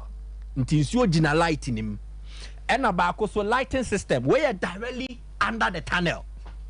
Rat tunnel in a place na Tiaba Park in this room. And also who say and there's so no. Into place no more and antibano. Me sure say ko players no more who be say because ebi at the NSA will do a good job so omo be paper a cover. But we no memi di omo kan. Wow. Ti memi di kan koko hu ye say adwuma we. And it was a reporter. Na we na we so akofa container e so nsuo. Enti so na we nya container di so e ball ani. Oh! Tie say stadium ni ye ne say eye ade a yesuso nsuo. So emergency situation. Ana omasesa we di egu enti de me koto so no. Na say we no omo aye. But the previous day na me ko e na we ni me ense ni na aye ma. So Zulu was side. Esoso nsuo wo ase. Enti we na se no ana sa wo na emu achemienu no. Eye ceiling no. Emu achemienu a crack. So ceiling na crack na musuo na drip ba no. Ana sa container me ensa na che no. Yep. Etimi soso na ayema. Ayema. Enti esoso ceiling ni. Enti hwene din. Obon say there is a crack ewom ana nsuo no esoso 11 esoso 11 crack ewom sa. So any inti crack in nsuo no so may sound the warning. This is a potential death trap. Because we there it is assume we fidie na ehu pa. A potential death trap. Se ende se calf to obi hwe crack ba ha say na wo ne kese pa he. Ceiling ni o crack in nsuo ni nemu. Se calf say osma inspectors momaba abehwe stadium na. May you sure say November last stars matches omo Omo hu ni say. About to we serious pa he. Adu we pa we dey fidie dey asumo. Enti we no meti ho kakra bi. Me pese na mesa mre wo ho. Meti we ne ho kakra bi. No china me ba. Me the deep details na nkasa de bebro. Ba me sound the warning. Baba Yara is becoming a death trap. E ye ni ankon ho a. Ya wo ha ne aka che say stadium no. E KV in. Enti ya closing it down. Yentimi mbobo. When it happens like that, national team blasters be sofa. Kotoko ebe sofa. Obio use facility ni bia involved including school games ni ade no. Omo so be sofa. And omo ton ade wo ho nyeska fans omo ko hwe ball no. Say nonsense Kumase aba be ye a hub for football. It is because of the shrine Baba Yara. Na shrine na mo ye ni say ya. Ejuma we wo kasa wo ya ye san anko. okasa wo yes uncle nti baba yara fountain no nsuo no say wa woni nsuo wo fie no obetimi akọ no akọ bi na wo de ahwa manage dia wo de be na ebugu ta nam ho sa ne musa nti mami mpese mesem na mate abos obebam bara ade we di ama wo sen kragume nyambo ocho no obesa ba na wa ba beto aso etini edi amamo abos meba bara Sompa sika promotion na me bize de bia o kaman no wazem na we di enye kra ade we di enye kra we di wo fidie pa na asumo wo ze dako obeti e boma achi na Ghana for ko share park na so ma na ba bia bu agum ni ade migi we juma we ni de ayipa ajuma mu edupa mu ye yipa na wakwa ye pie no na Sompa sika promotion eguso koso ti me ba cho mesia ba na ma bomode aba betwi draw no 2 fa unchi ma fa unhemu code ni star 256 star 3 hash star 256 star 3 hash star 256 star 3 hash oye pe wo hwemia fa Sompa kuma se mo amosuan pato mo fa Sompa sunyane na mo amon kraza mo fa Sompa kraza na mbo modern entimi fa rene mo amane mandadi voda for zemenka van Jose bosumiri Vodafone care month and indeed ombo modern customers na mo use network no yetimi nya chemade na aboa manema ko yi peda manti ko so na use Vodafone no e de beboa manema dadi peda ma Vodafone care month hashtag team service hashtag live digital Vodafone further together na nema de dadi ma new world scientific clinic and diagnostic services in a doctor nimo semen kan fanchos a wudi mun sensem neze newo ye bema wade no hia ne hi yade abama ho ne ye bia ba ko a oreso ano boa netime ma nema ko ye pa ere martin ye ya ba wade nim no be yide fi o pe ba nya bi obe no yide fi baby girls no ye bom modern vagina tightening no etime ekoso ni na za mfi no nze mi chiremu twi ni straight ebe ha adwen kakra e woze ye ma bibi chiche ye de ya kono na ya na nkofo kasa ade ne chi a ene boa ma bibia ye de na so etimi abantini no be na waye fia how be owo bia no ore no aboa ama etu etimi etwa halitosis gun kofo ni ma so konkofo mu akasa na dodo na ekọ mechi ni no be na waye di fi onye no nko awo mu ha obe na netimi aboa nko ankofo kosu ato a omukọ enyem no de eto a eyepe na afi nsuo na esen ba ni no na waboa na be ma so no spenka to nya wadene da form kija obe no waboa kidney disease liver hepatitis typhoid cancer and afi stroke ni de aka kan nyina netimi hwe eboa manema ko even huhum ya ye kra no obe no retimi abo no aye research on zen habama no we ne de say aye entu kwa ansa na obe mu adu no yesa wadusudusu na dusudusu no ene se ore hu be bi aye ne hye no bomode akuma ase no open na to nsumu na ko junction ben na say oni adansu ya bang no ene di ni me joda bia kokusi memenda anopa no 7:30 am kukuran 6 pm no obomode laboratory services and scan services no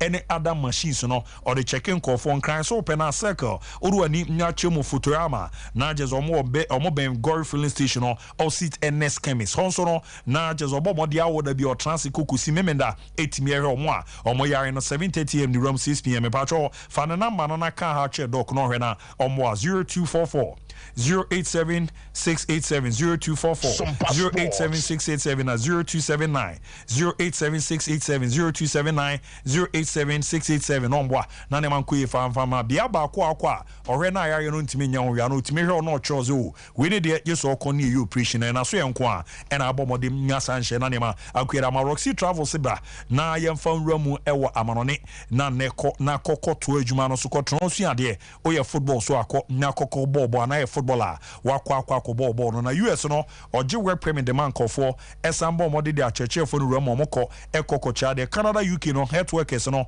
eno de omoko factory job no baby to so Australia New Zealand Poland Turkey baby to say Israel do moko na baby girls no so no wenye dumfie dun wotwe a you know yen hyehye no waboa na no de wuramu Albania na ne adwuma bi apai wakwa drivers no Kazakhstan Dubai Qatar Kuwait yere moko mamoko ku adwuma na so uye school ni na peso ko China Canada Belarus na baby to say USA ye boaje scholarship e de me Roxy kwa e na abenya ne sa ne ticket booking no na reservation no mo ye private jet rentals on be boa na ne ma akwe de ama ope best certificate passport a ye dun adwuma Kumasi Asafo VIP station Golden Moon Touch abanso no benyo mo Kumasi number na 025 777 6730 025 777 6730 na 055 7607 375 055 7607 375 na odo ani chemo nkran Accra Kaswa CP Ultimate Methodist Church no ubenyomo number ni 0244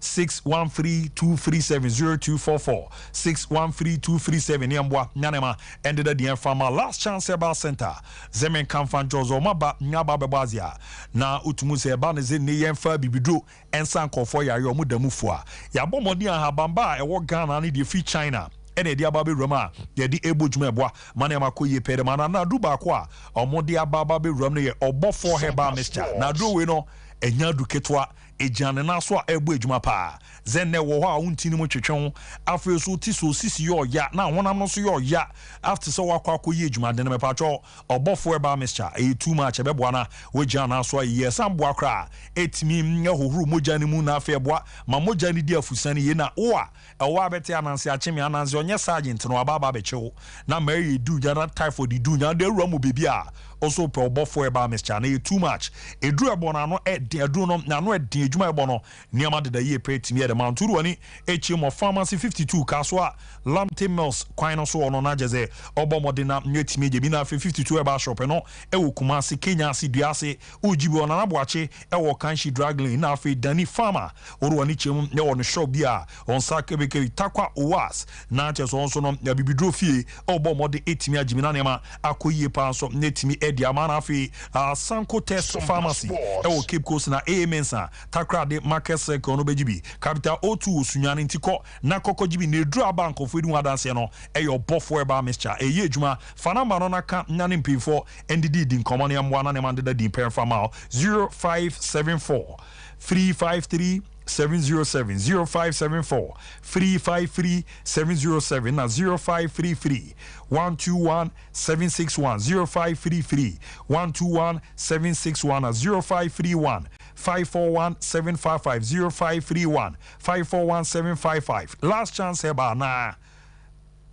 na jeze apomudin fie ti romuni amwa dade abanko yepa e fama mamenko na me apostle and to abazo yerom na me Michael abomode de relation yaba sa adena sha kam ena ya ne akoguo ye woyo waya but adena nim guase pa ye rom kakra we cry dey say closing it down. Yeah, Sompa Sports. The station should be closed down because you see Michael can or see tunnel no light on his you. Yeah. Why am I fat time and I say go back no? I'm a cobo born in paying for na DH ni na. To your train only me da bibi beti me siama a complex ni na. Any referees only me da besi. Dabi. We are very serious and damning matter. Me nya me ngwa but near me here the CI is for the stadium to be closed down. Is here the here no? Of course, because you see, in Crawford Life, you see, typical of Ghana, I had the BBD agro as we are a state of comedians. Where are they? In Crawford Life, they Omaya, just a nipple. Ricardo show videos on a show Hana make and listen. I bet me complain. Sunny Sunia, and so light the Cocochia. Ever cool says here, Jinabo. Players you can near ever cool says here. Yeah, and I say, Omoko Dranta no Omo America crans on a mako. Some men wouldn't near Betty Messi. Now, most of my contract. All my contract. Yes. Where's your contract or contract where you be? Or you Juma? About to well, I will not be surprised about a political contractor. Contractor no the man. Oh, I will be on him the Juma. No serious or seasoned contractor or proper engineers because I Juma phone. A political contractor. Meaning part of my mention for the meantime. Of course. Nipano ko Juma. Oh, sir. Buying penny for the new back on you. And I call you Juma. By the right time, at the right time. You see, on my Nankasano, a Juma or Mamnia Koya, you were near or Nimye or Sefata or track record. Near their man. And yet you may be near Dima Uncrofor because the PDD. Did any chronon in your man or your Kunipa cry and dream? This is where we find ourselves. Yeah, your baby, I've said, I do, baby. I dear, your pepper sports and baby, I do. Your stadia. Look at the cracks. Babara, Ghana, you know, only and Guasia Sama home. Ghana, you steady your papa and you know yes. Cape Coast anyway. Where you put your papa, but Fanasana ya calf yeah, humobro. With this, calf should not even approve of our responsibility until these works are finished. Why? Was upon this way a dangerous and Nepal lives is at stake. Me hone who yam you. Nepal lives. And a stadium early key to say River Jordan. Ya Sompa. Ye near new war say. You were near my eddy sons, you are fed here near my eddy sabola. And they are good. And they go see us here. Where? Professor Chumesi, Peter Chumesi. Sompa Sports. Director General. Who Director General no? Who the other? Macadebia says it's not the position you occupy that one. It's about what you do in the position. A task. Adena, a stadium like this, I'm a structural engineer. Regularly will be reported. Say structural engineer no every 3 months cock should be BR. Will not get there. They will be proactive. And that at the end of unity crack pet. No report here, no. Say boss, it should be here you will no matter one more. Mu Jessica Blaster. Yeah, Nigeria boy, chom yako wake up. Ma Muji come on. Na adie na edi sika ba no se be fie nyansa kire se. Won se wo akoko ba die na otu nkosi agoda wo yende. O manu duane kan. How many dian zero be to do na. Nti mo twen say 6 match dia and 6 match dia. I'm saying so no not this but the fact that we organize at the stadium at the expense of the sustenance of the stadium. Yeah, bibia my politicians think that they can do whatever they want in this country. You enjoy that actually the cost and consequence of that action. Oh yeah, fire we call. And because someone we you more NSA omo sabi young baba or no need to be anti neighbor can oye. This is the state we have gotten to. But we're very if you are president of Ghana, Nana Akufo-Addo, and your minister of sports who have issues because he's competent, I've always said it. I've not hidden it. We also a minister of sports. He should resign today. Now, minister of sports, what does he do? Go ahead then. The facilities and you don't manage it, but you supervise it. You ensure. Esipon. Yeah, Esipon. And at the same sports minister. Esipon, na ojina baby or castle mu yejuma. So almost faces. Faces. Ojaye. Wakwaba. Bana wabano. Ejuma no babe tuaso. That is a state, but send you a percentage no because of my but you see, the apostle can.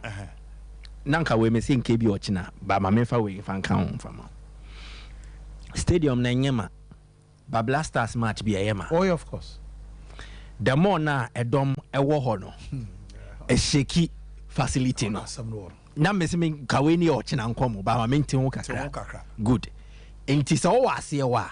Now aboma you feel it good and when I start leaking it is weakening the structures a kita esrunim amam fonti ase stadium ne soro no e ho no e ya yefuo stadium no sure no baba ya soro o de memo bia we easy assignment men sheda nko ho se o baba ya hwehwemu bia o de ga men sheda nyese o ba ya hwehwemu Oko baba yara baby omo park cars no baba yara car park no oko wa kogina ho nefa we ni fa hwe stadium no so be nsem fiefu osoro stadium no soro no yeah hoefu me say ho ya yefuo unima de krontia what causes this and it say rain pipes na wash no mele no emuasi enti achi anwea ana nsuo na gumu ana e free ana nsuo no a ebe gum na esanke ho no ata dinosaur and they did dimua from a srona de basie afede wo ya ate ade na see good enti insuo na dimua basie enti se insuo toy kra it will still leak bigi ocha de aka na de aba why ocha de no ba no aba be raba mema Ghana for about dima yentwi draw no apostle mami draw de kana ma Ghana for brother cry o ze confo ashase efre ti mama ima second draw no why na me confo wo so ni ade a na enye weti yenko ansa na mama Ghana for abam na maso ye fi so was a Ghana for bana on ma be cho madwen wo saade we hu ne ade a na ya iti second draw no na eba no nti ehwe na ya bo modern na bibibia ye weti yanko botum mana yanko ne ehwe de orin na me ne ni nkomo na yenye ya ti wa use number 0598-724 means the final free no no ya ne enfama ti 0598-742 na is an opi wa bomodin a Sompa sika promotion no odi damu da wonya usika eboa na ne ma deda ye permanent mresim no mekona me na kokasa nyambo ochena me ba mesa to aso ntifa code no fatowo na ba ko ye 5 Ghana si rutwa no dodo anadi ti star 256*3# fatowo ochena me ba na wa ba bewura na se dwumadie no ye sori so kra na ye kwa Sompa nkomo ohinini so for mame etrasia obo modina wa ye na afi nwumre no so no asen rom kama pa etimi edi amana bibibia so no etimi adeda ye ti mehwe na me ne di nkomo na mabo modina mama frefo no abam na monso maba be kamo ha na emeze ne revelation am my guys are bodu di aba ni we ni de enyame kroma on apostle uni made a panyini no de oye ne nye ne yete ya na ye kazo enyame bibia na epese ye kwet ze enyabat uye we ya omoma edu ba bia papa no wo so na adwuma no obrepa o senti no man na gu so my God, we are in a full state o man so anon is gonna gu Ogana bibia nkoye ma me ade ba kwa ekoye Ogana eno ba kwa na fa ze adwuma pa ze miki na ye se emema nko oba we so but this time kwa de opra we no so ba tole no so na ebema ndi wabumra no so ma me fo bu a baba jo udini baby avrevi za onza kawa yi no to ajo gazavi daga free man ponte I have frozen the famous Ismaila Ibrahim ala na ucha say the cap 20 cities wow na je say o de damu dadada di wanya say my 250 cities did you na be catch ahwefo no mo mutie I don't know because always the time I try and my time but I try even on a program I try and say die and I say let's story there man try this we I and they say I have to move on kwaso tie why you we that's di area Sompa come for the bomb mesa ababeto na nwumre ya bomodin na di aka no so ato aso kama pa etimi edi ama wa simpini pa no so ti mamre na me fa ma frɛ for no Ghana for me chema dwen ne me koso 0551 931931 931931 na ya stadium no mo hwe de ekɔ me hwe na me fa obi ewa odian ne baby afrafi abu diabi ma me pongo yanko abu dabu dan watuma pramai abu dia me kan say ye sepen for the stadium no ommo wani mra wo tom na mu okuni pa Ghana na Ghana dia bi mu an say afemu asi na fena ye beka boofo akese e wo ho ye se o madam o mo hwe no mu say stadium no e ye famai oni Balti, Ozoni Yamentra 0551 931931 0551 931931 0548 931931 0548 931931 me bajo die ne baby afrefi oyibo national mi de wedu adatu papa pesi minu yango mami mo ma baso na brafa o na mo ko ball na anu a ye si ke o ma ko ball to ka from first half to second half ye ti mi un player dia o kitabo o beka so ya die na atizigini die mistake nkwa the first goal e share no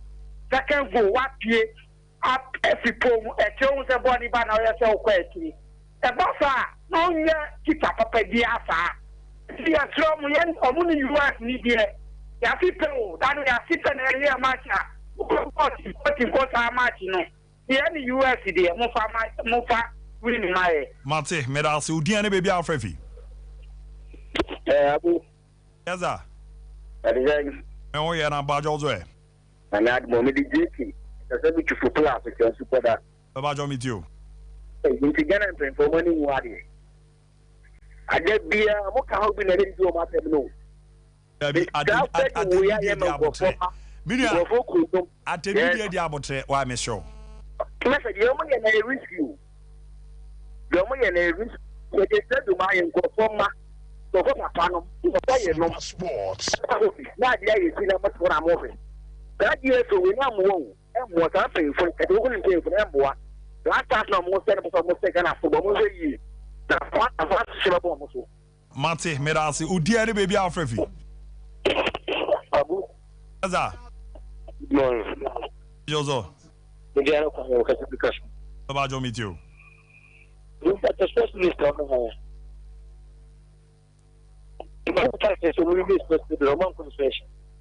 Baba Gina ye na mentunka yozo yere.